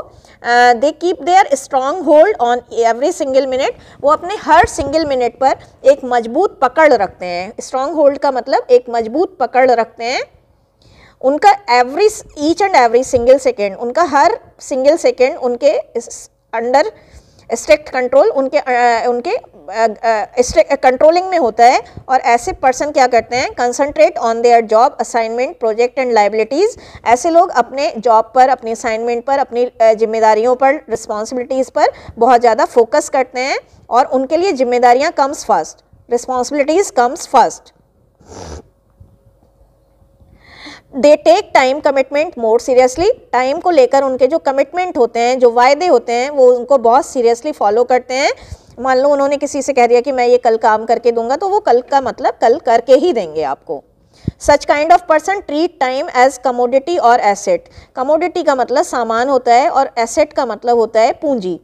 ऐसे लोग जो है टाइम की इसी तरह से कदर करते हैं जैसे कोई व्यक्ति सामान और पूंजी की कदर करता है, वैल्यू करता है। These people are highly punctual and well organised. ऐसे लोग बहुत ज़्यादा पंक्चुअल होते हैं, समय के पाबंद होते हैं और वेल ऑर्गेनाइज्ड रहते हैं। They complete the task ahead of time, reach the venue before time. वो अपने टास्क को समय से पहले कंप्लीट करते हैं और किसी भी वेन्यू में जब उन्हें पहुंचना होता है, किसी भी काम के लिए पहुंचना होता है, तो टाइम से पहले पहुंचते हैं। अब आता है पॉलीक्रोमिक। पॉलीक्रोमिक जो है, सच kind of person do not value time. ऐसे लोग वैल्यू नहीं करते हैं टाइम की, वो अपॉइंटमेंट ब्रेक कर सकते हैं। For them professional liabilities are lesser than personal engagements. इसे बॉक्स में लिख दीजिएगा। उनके लिए प्रोफेशनल लाइबिलिटीज़, जो प्रोफेशनल जिम्मेदारियां हैं, वो पर्सनल इंगेजमेंट से कहीं ज़्यादा कम होती हैं। यानी उनके लिए personal engagement comes first and then there comes professional liabilities. They linger on their duties, वो अपनी ड्यूटीज़ को लिंगर ऑन करते हैं, यानी प्रोक्रेस्टिनेट करते हैं। यानी कि क्या करते हैं, प्रोक्रेस्टिनेट यानी कि पोस्टपोन करते हैं, यानी कि टालते हैं। They procrastinate the work on tomorrow और फॉलोइंग डेज, वो आने वाले दिनों पर या कल पर, आने वाले कल पर काम टाल देते हैं। They have a number of excuses, ये सबसे इंपॉर्टेंट है, आसान भी है। They have a number of excuses to delay the task assignment handed over to them. वो टास्क को डिले करने के लिए उनके पास बहुत सारे बहाने होते हैं। जो भी टास्क उन्हें दिया गया है, जो भी रिस्पॉन्सिबिलिटी उन्हें दी गई है, उसे टाल मटोल करने के लिए उनके पास बहुत सारे बहाने होते हैं। तो ये हमारा कुछ क्रोनोमिक का टॉपिक था। प्रॉक्सिमिक्स ये बहुत इंपॉर्टेंट टॉपिक है, इसे सब बच्चे तैयार करके जाइएगा 2024 के लिए। प्रॉक्सिमिक्स का मतलब है स्टडी ऑफ स्पेस, बॉक्स में लिखिएगा, या फिर साइंस ऑफ स्पेस। क्या है, साइंस ऑफ स्पेस, दोनों चीज़ें लिख लीजिएगा, study of space, science of space.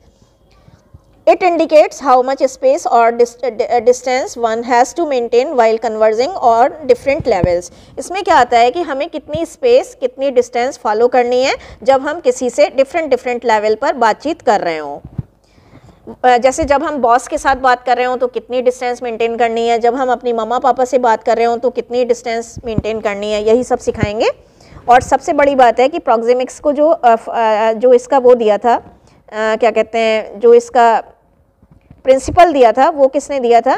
वो दिया था T.S. हॉल ने. तो एक नाम आप याद रखिएगा, T.S. Hall. While maintaining on professional grounds, it is a mark of courtesy and mannerism to maintain certain distance on the basis of seniority and authority. Seniority और authority के basis पर जब हम प्रोफेशनल ग्राउंड्स पर deal करते हैं तो seniority और अथॉरिटी के बेसिस पर बातचीत करते हुए लोगों के बीच में सर्टेन डिस्टेंस को फॉलो करना कर्सी और मैनरिज्म समझा जाता है. यानी कि जब हम अपने ऑफिसर से बात करें तो एक डिस्टेंस मेंटेन करके अगर बात करेंगे, उसके ऊपर चढ़कर नहीं बात करेंगे ना, आप बहुत पास आकर उससे थोड़ी डिस्टेंस मेंटेन करके बात करेंगे, तो ये अगर ये आपके अंदर है तो ये मैनरिज्म और कर्सी का साइन माना जाता है. Hence we can say that proxemics is the study of, ये 2 मार्क्स में आ सकता है, तैयार जरूर करिएगा इसे. proxemics का जो मतलब है वो ये है कि how space is used for human interaction. space का use human interaction के लिए किस तरह से करना है, on different levels भी यहाँ पर लगा सकते हैं, on different levels. T.S. Hall ने 4 levels दिए हैं proxemics के. पर्सनल लेवल, पब्लिक स्पेस या public level, public space, social space और इंटीमेट स्पेस. ये इस चार्ट से समझ में आ रहा है. ये जो है देखिए, जब आप यहाँ पर डील करते हैं इंटीमेट स्पेस में होते हैं तो आप अपने और अपने पार्टनर के बीच में 1.5 फीट की दूरी मेंटेन करते हैं. सोशल स्पेस में होने पर हमें 1.5 से 4 फीट की दूरी मेंटेन करनी होती है. ये चार्ट जरूर बनाकर आइएगा 2 मार्क्स में. पब्लिक स्पेस होने पर हमें 4 से 12 फीट की दूरी मेंटेन करनी होती है. और जब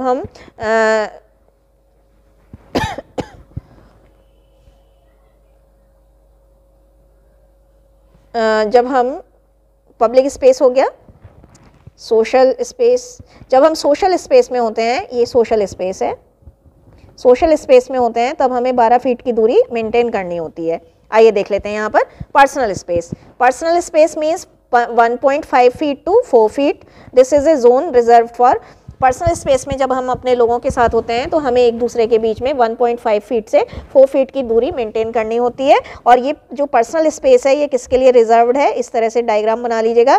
फ्रेंड्स के लिए, फैमिली के लिए और क्लोज एक्विंटेंसेस के लिए. एक्विंटेंसेस का मतलब परिचितों के लिए, जो हमारे नियर एंड डियर वंस हैं, है ना, रिलेटिव्स हैं, रिलेटिव्स.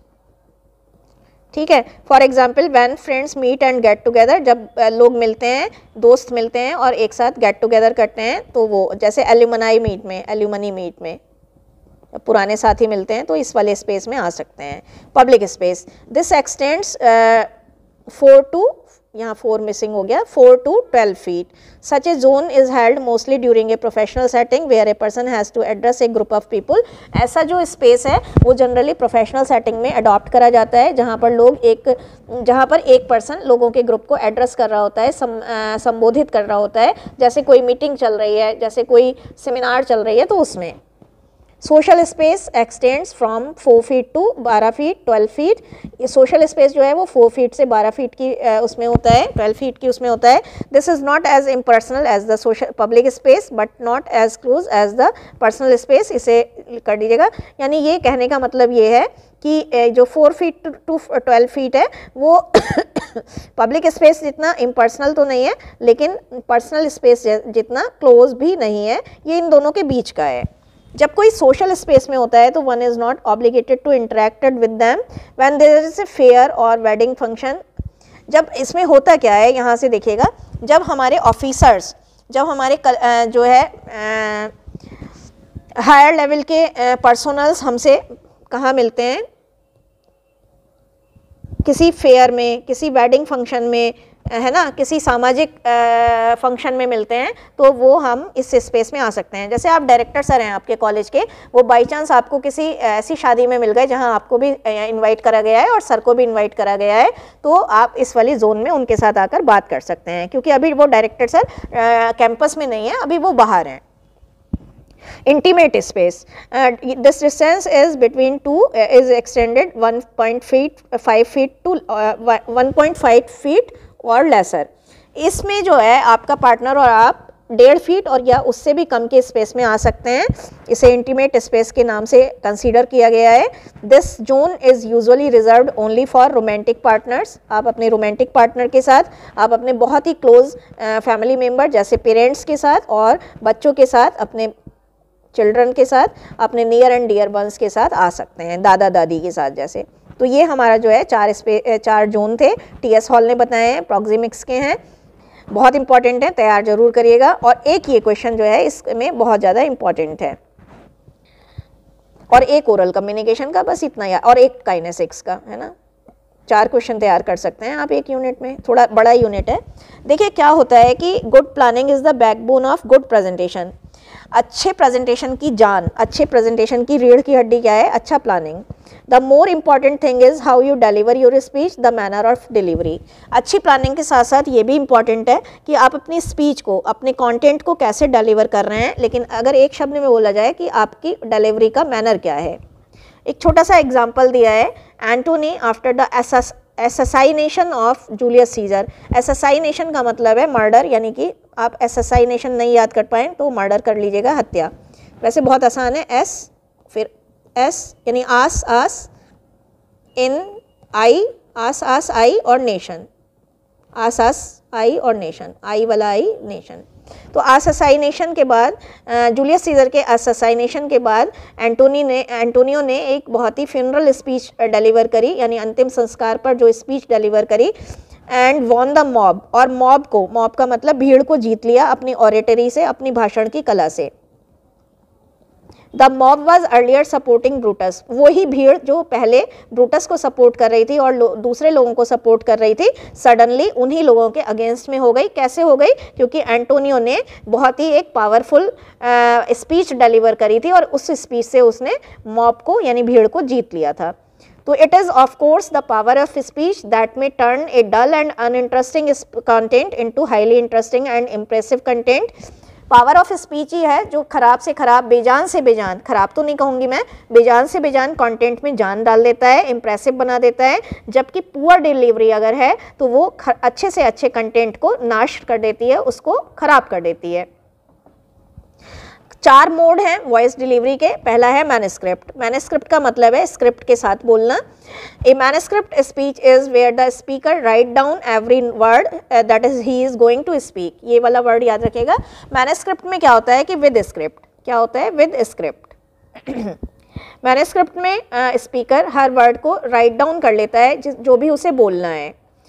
तो इस तरह से जब वो लिख लेता है तो सारा word, every word is well planned, उसके पास हर वर्ड प्लान्ड होता है, सीक्वेंशियली ऑर्गेनाइज होता है। ये मेथड यूज़ कब होता है? This method is used when the idea is rather complicated. जब आइडिया थोड़ा टफ होता है, ज़्यादा डिफ़िकल्ट होता है, तब ये मेथड हम यूज़ कर सकते हैं। और जब हमें डाटाबेस इंफॉर्मेशन डिलीवर करनी हो तब भी हम इस मेथड का यूज़ कर सकते हैं।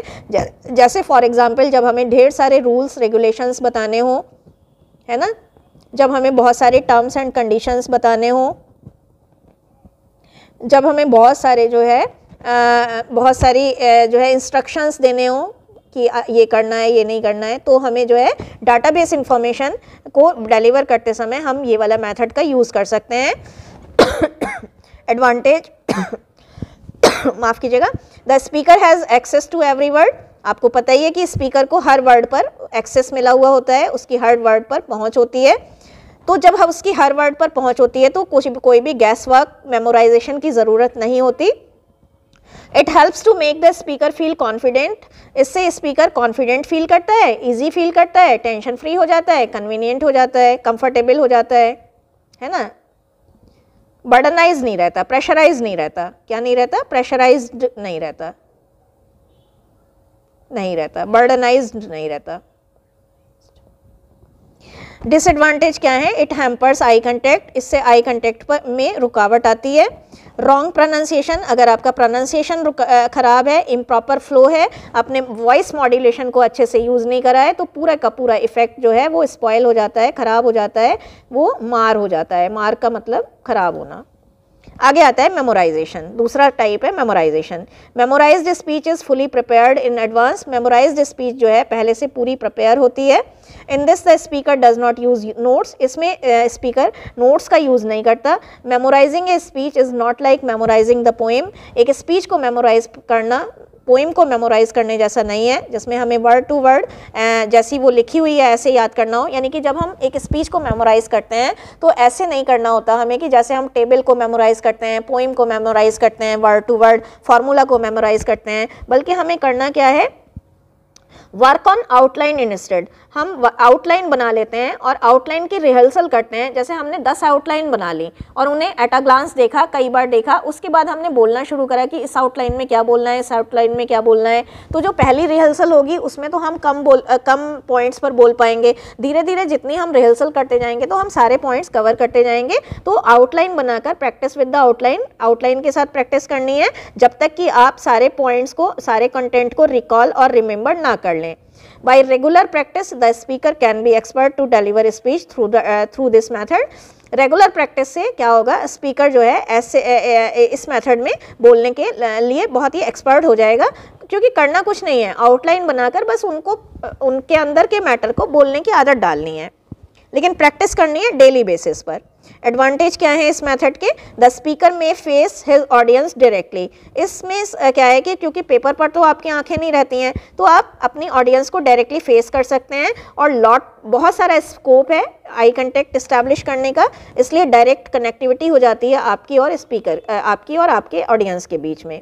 तो सबसे बड़ा लाभ इसमें यही है कि you can face your audience without any hindrance, without any obstacle. Disadvantage की बात करें, if the speaker forget something और स्टक एट सम प्लेस, कहीं अगर स्पीकर फॉरगेटफुल हो जाता है या फिर स्टक हो जाता है, अटक जाता है, तो ये बहुत ही ऑकवर्ड और एम्बैरेसिंग हो जाता है, ऑकवर्ड भद्दा हो जाता है, एम्बैरेसिंग हो जाता है, और उस समय में वो जो है बहुत ज़्यादा हरास्ड हो जाएगा, घबरा जाएगा, है ना। In lack of proper preparation the speaker may feel uneasy, uncomfortable and lack of confidence.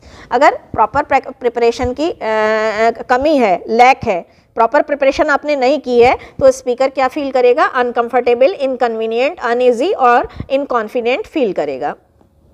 अब देखिए इम्प्रॉम्प्टू और जो है एक अगला आता है एक्सटेम्पोर, इसमें डिफरेंस आएगा, तो आप दोनों ही देख लीजिए अच्छे से और फिर तैयार कर लीजिएगा। इन दिस इम्प्रॉम्प्टू में क्या है? In this the speaker speaks off the cuff. Off the cuff का मतलब तुरंत। इसमें स्पीकर को ऑफ द कफ बोलना होता है, speak without any previous preparation, बिना किसी पूर्व तैयारी के उसे बोलना होता है, इसमें कोई तैयारी के लिए टाइम नहीं मिलता। एक्सटेम्पोर में 10 मिनट, 5 मिनट, 3 मिनट मिल जाते हैं। इम्प्रॉम्प्टू में ऑफ द कफ बोलना है। कैसे बोलना है? Off the cuff. For example, while receiving some award, आपको पहले से तो पता नहीं है कि आपको कोई अवार्ड मिलने वाला है, तो जब अवार्ड रिसीव करने आएंगे तो उस समय आपको कुछ 2 शब्द बोलने के लिए कहा जाता है ना।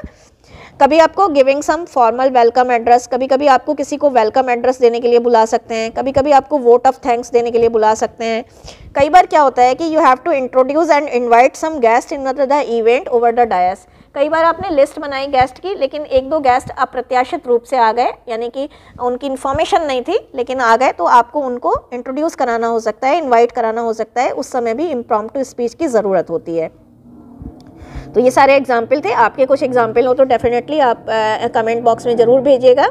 अगला आता है अब इसका advantage. The speaker has lots of scope to speak over. Speaker को इसमें लॉट्स ऑफ स्कोप मिलता है बोलने के लिए। इसमें एक्चुअली कोई डिफाइंड ये तो होता नहीं टॉपिक जिस पे आपको बोलना हो, कोई टॉपिक की लिमिटेशन नहीं होती है, स्पेसिफिक टॉपिक या थॉट नहीं होता है, आप कहीं से भी बोलना शुरू कर सकते हैं। और दूसरा इसका एडवांटेज ये है कि बहुत कम वर्ड्स में, यानी कि बहुत ही फ्यूएस्ट वर्ड्स में, बहुत ही कम टाइम में, 30 सेकेंड्स में, 1 मिनट में, 30 सेकेंड, 1 मिनट, है ना, 2 मिनट, 1 to 2 मिनट में आप लोगों के ऊपर और लोगों को विन कर सकते हैं, लोगों के ऊपर एक इंडेलिबल इम्प्रेशन छोड़ सकते हैं, एक अमिट छाप छोड़ सकते हैं। तो you can easily gain the favour of the audience, you can easily win there confidence.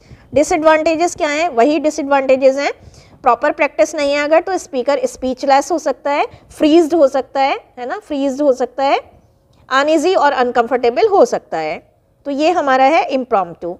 Extempore में क्या है? Extempore speech is the one in which topic is given on the spot. Topic इसमें भी स्पॉट पर ही मिलता है, मतलब on the spot ही मिलता है, लेकिन 5 से 7 मिनट दे दिए जाते हैं टॉपिक पर सोचने के लिए। लेकिन इसमें क्या है, ये ऑफ द कफ है। एक्सटेम्पोर में speaker prepare some notes in form of outline. Extempore में स्पीकर जो है कुछ नोट्स तैयार करता है आउटलाइन की फॉर्म में, इन एडवांस में ही तैयार कर लेता है। मतलब इसमें क्या है कि वो 5-7 मिनट जो मिलते हैं ना, उसमें आउटलाइन प्रिपेयर कर लेता है, और आउटलाइन वो जो है एक फ्लैश कार्ड पर या एक कार्ड पर नोट डाउन कर सकता है, जॉट डाउन कर सकता है। तो ये जो है उसकी मेमोरी को ट्रिगर करने के लिए काम आते हैं जब वो बोलना शुरू करता है। Notes are prepared on note cards on 5x7 inch flash card.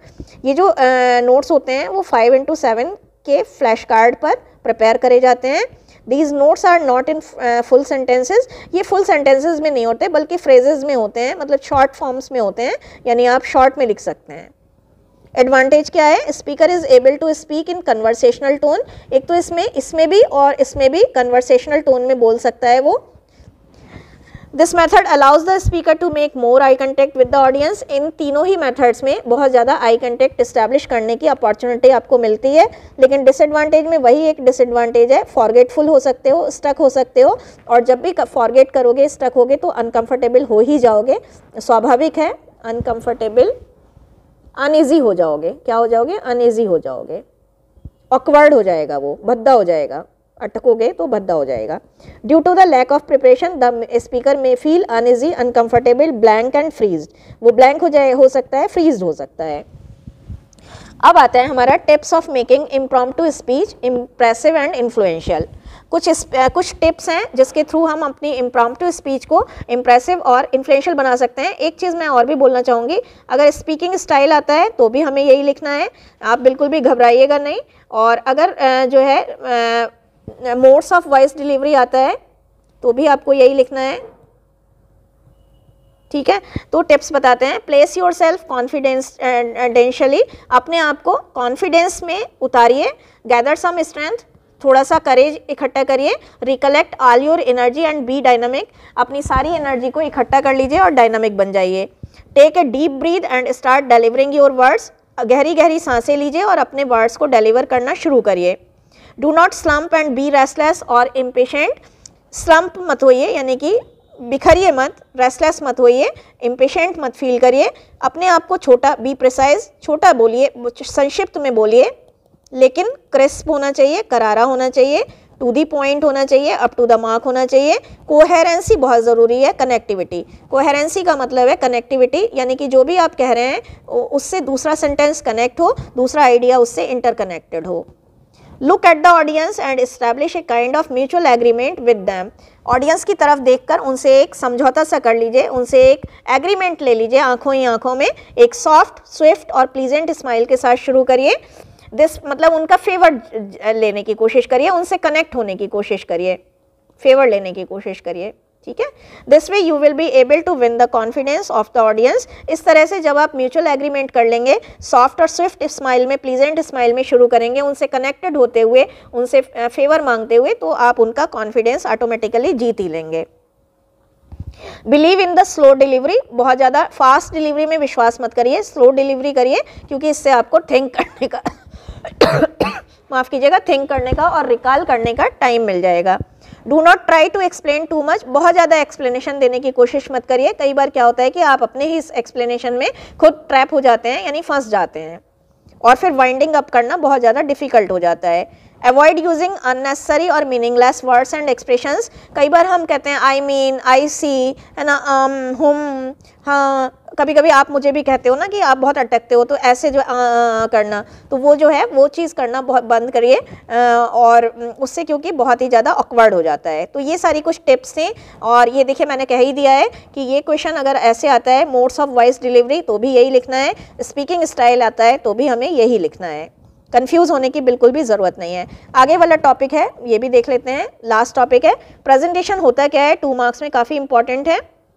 Presentation, process of presenting specific topic to the specific audience with a specific target. जब हम स्पेसिफिक टॉपिक को स्पेसिफिक ऑडियंस को डिलीवर करते हैं विद ए स्पेसिफिक टारगेट, तो वो होता है हमारा presentation. It may be in form of, presentation किस फॉर्म में हो सकता है, डेमोन्स्ट्रेशन के फॉर्म में हो सकता है, इंट्रोडक्शन के फॉर्म में हो सकता है, लेक्चर, स्पीच, इन सब के फॉर्म में हो सकता है। जनरली क्यों करा जाता है, इंफॉर्मेशन देने के लिए, इंस्ट्रक्शन देने के लिए, परसुएट करने के लिए, कन्विंस करने के लिए ऑडियंस को। परसुएड और कन्विंस क्यों करने के लिए, ताकि वो एक किसी आइडिया को एक्सेप्ट कर ले, जैसे बेटी बचाओ बेटी पढ़ाओ, पेड़ बचाओ, जल ही जीवन है ना, या फिर किसी प्रोडक्ट पॉलिसी के बारे में लोगों को कन्विंस करने के लिए करा जाता है।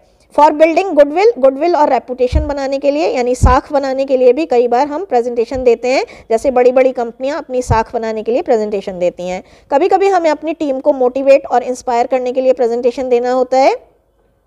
फॉर लीडिंग द मास का मतलब पब्लिक है, आप कंफ्यूज मत होइएगा बिल्कुल भी। कभी कभी हमें लोगों का नेतृत्व करने के लिए भी उनको प्रेजेंटेशन देना होता है। Hence we can say that in presentation somebody presents a targeted topic to a targeted audience, यहाँ डबल टी है, targeted topic to the targeted audience with a targeted purpose या goal या objective। तो इस तरह से जब हम कभी एक टारगेटेड टॉपिक को, टारगेटेड ऑडियंस को, टारगेटेड पर्पस को लेकर, टारगेटेड गोल को लेकर डिलीवर करते हैं, that is called presentation. Elements of presentation है, जब भी आप प्रेजेंटेशन देने जाएं तो अपने आप से ये कुछ क्वेश्चन पूछें। क्या क्वेश्चन पूछें, when, where and at what topic will you deliver, कब, कहाँ और किस टॉपिक पर आप डिलीवर करने जा रहे हैं, बहुत इंपॉर्टेंट है। Whether the presentation will be in small room और इन ऑडिटोरियम, प्रेजेंटेशन आपका स्मॉल रूम में होगा या ऑडिटोरियम में होगा। Who will come there as your audience, आपके ऑडियंस के रूप में वहाँ कौन आने वाला है, यानी ऑडियंस का age, gender, background, culture, liking, disliking, priorities, expectations, priorities है ना, एक्सपेक्टेशन उनकी, नीड्स उनकी, ये सब जानना आपका कर्तव्य है। Which language they are comfortable with, कौन सी लैंग्वेज में वो कंफर्टेबल हैं, ये बहुत ज़्यादा इंपॉर्टेंट क्वेश्चन है जो आपको सोचना होगा। Whether you know them previously और नॉट, क्या आप उन्हें पहले से जानते हैं या आप फर्स्ट टाइम मिल रहे हैं, ये भी इंपॉर्टेंट है। अगर आप फर्स्ट टाइम मिल रहे हैं तो आपको दोबारा से उनसे, मतलब आपको फ्रेश तरीके से उनसे एक कनेक्टिविटी, एक फ्रेंडलीनेस अडॉप्ट करनी पड़ेगी।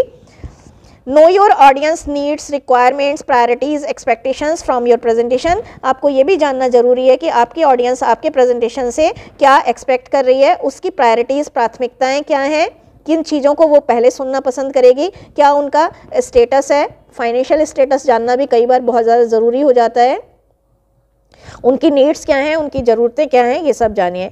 फिर है which tools and technologies you are going to use for presentation, कौन से टूल्स और टेक्नोलॉजीज़ को आप चुनने जा रहे हैं अपने प्रेजेंटेशन के लिए।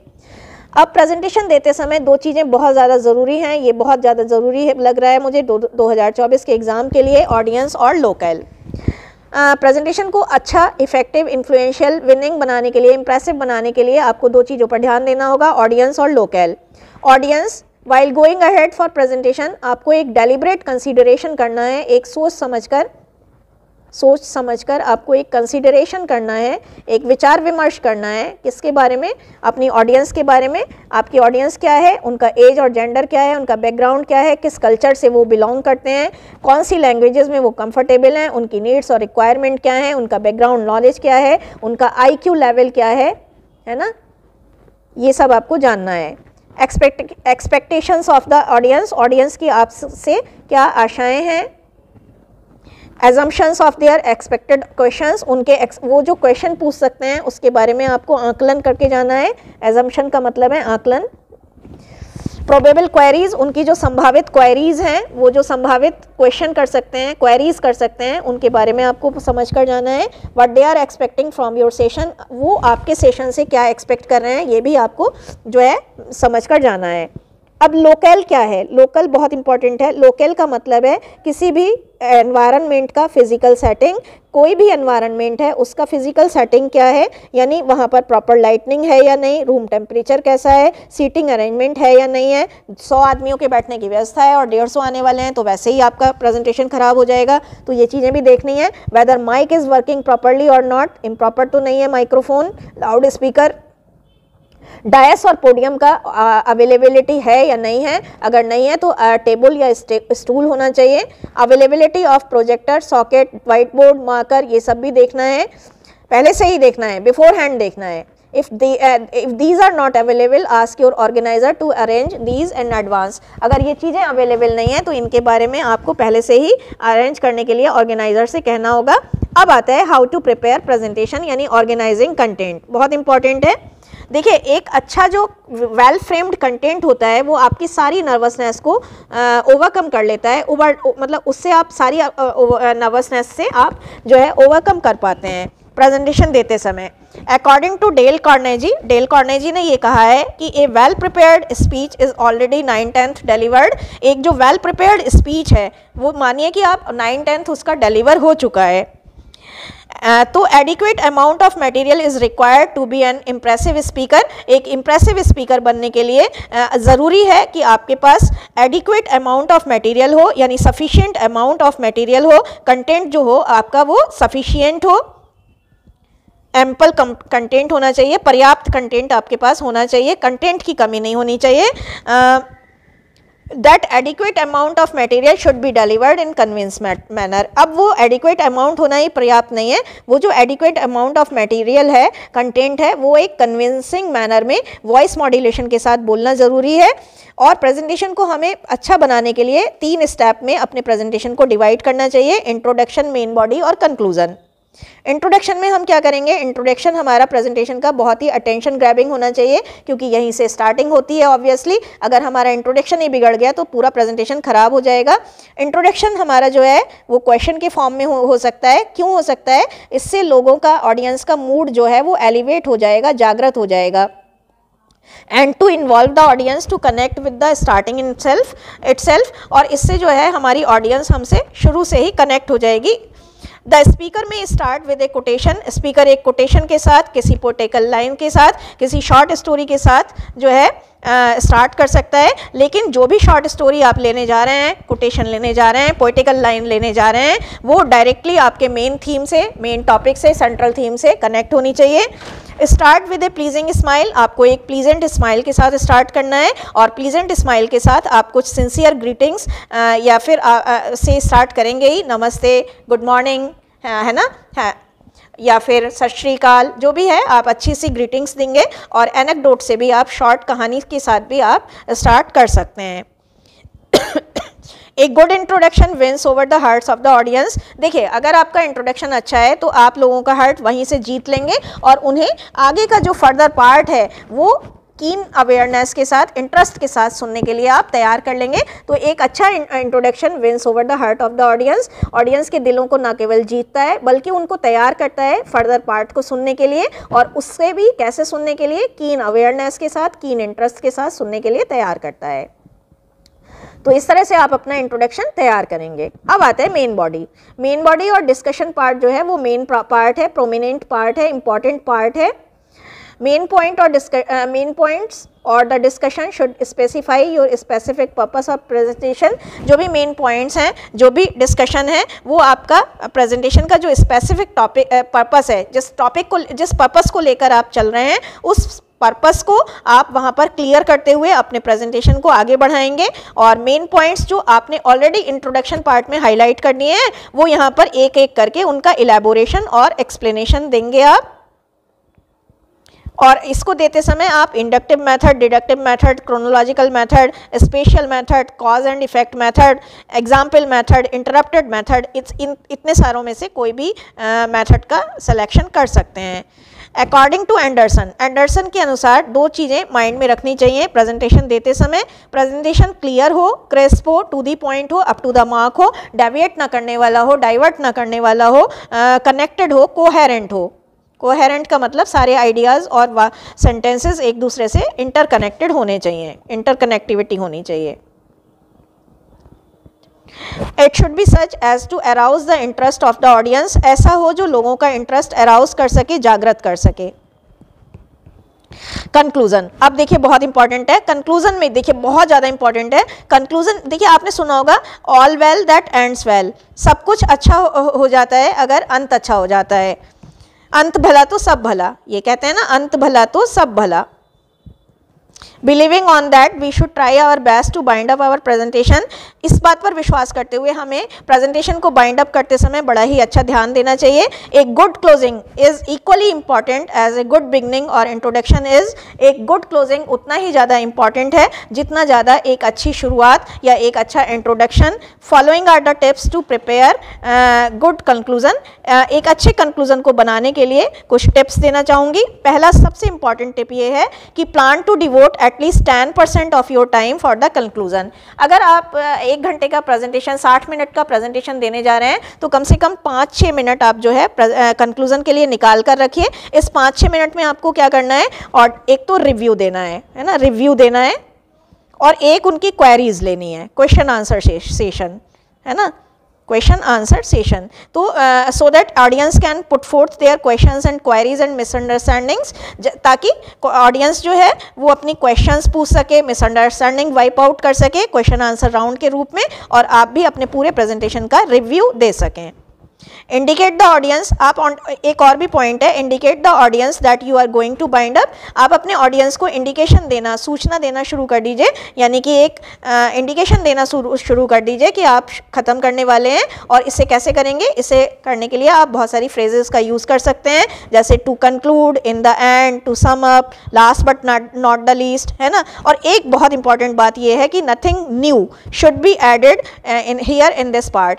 कुछ भी नया इस पार्ट में नहीं ऐड ऑन करना है, क्योंकि कुछ भी नया करा तो it may lead to further discussion making it dull and boring. कुछ भी नया अगर आपने ऐड करा तो इससे और ज़्यादा डिस्कशन बढ़ता जाएगा, और जितना ज़्यादा डिस्कशन बढ़ेगा उतना ज़्यादा डलनेस और बोर्डम और मोनोटोनस होता जाएगा। आपने देखा है ना, कोई टीचर का लेक्चर अगर 50 मिनट का है और आप अगर वो 52 मिनट पढ़ा दे तो अंतिम 2 मिनट बहुत ही बोझिल हो जाते हैं। तो इसलिए प्रेजेंटेशन में जो कंक्लूजन के पार्ट में हमें कुछ भी नया ऐड नहीं करना है। ऐड करेंगे तो पछताएंगे, क्योंकि बहुत ज़्यादा बोर्डम हो जाएगा, कई बार तो सारा प्रभाव खत्म हो जाता है ना। जैसे आप तो स्टूडेंट हैं, आप तो खुद ही जानते होंगे। तो देखिए ये जो यूनिट है ना थोड़ा बड़ा है, तो इसमें इसलिए थोड़ा सा आप कह रहे होंगे कि सारे ही क्वेश्चन इंपॉर्टेंट बता दे रही हैं मैम, तो लेकिन जो सबसे पहले है प्रायोरिटी लेवल पर आप जो है ये वाला कर लीजिएगा, काइनेसिक्स, है ना। और उसके बाद जो है आप प्रॉक्सिमिक्स जरूर देख लीजिएगा। एक मुझे जो सबसे ज़्यादा इंपॉर्टेंट लग रहा है वो ये है, ये वाला है ना, फर्स्ट ये, सेकंड ये, थर्ड ये, और जो प्रेजेंटेशन वाला पार्ट है वो फोर्थ हो गया, और फिफ्थ ये वाला हो गया। तो ये जरूर कर लीजिएगा। आई होप आपका पेपर बहुत अच्छा जाए। Have a very nice examination experience, have a very nice exam, all the very best.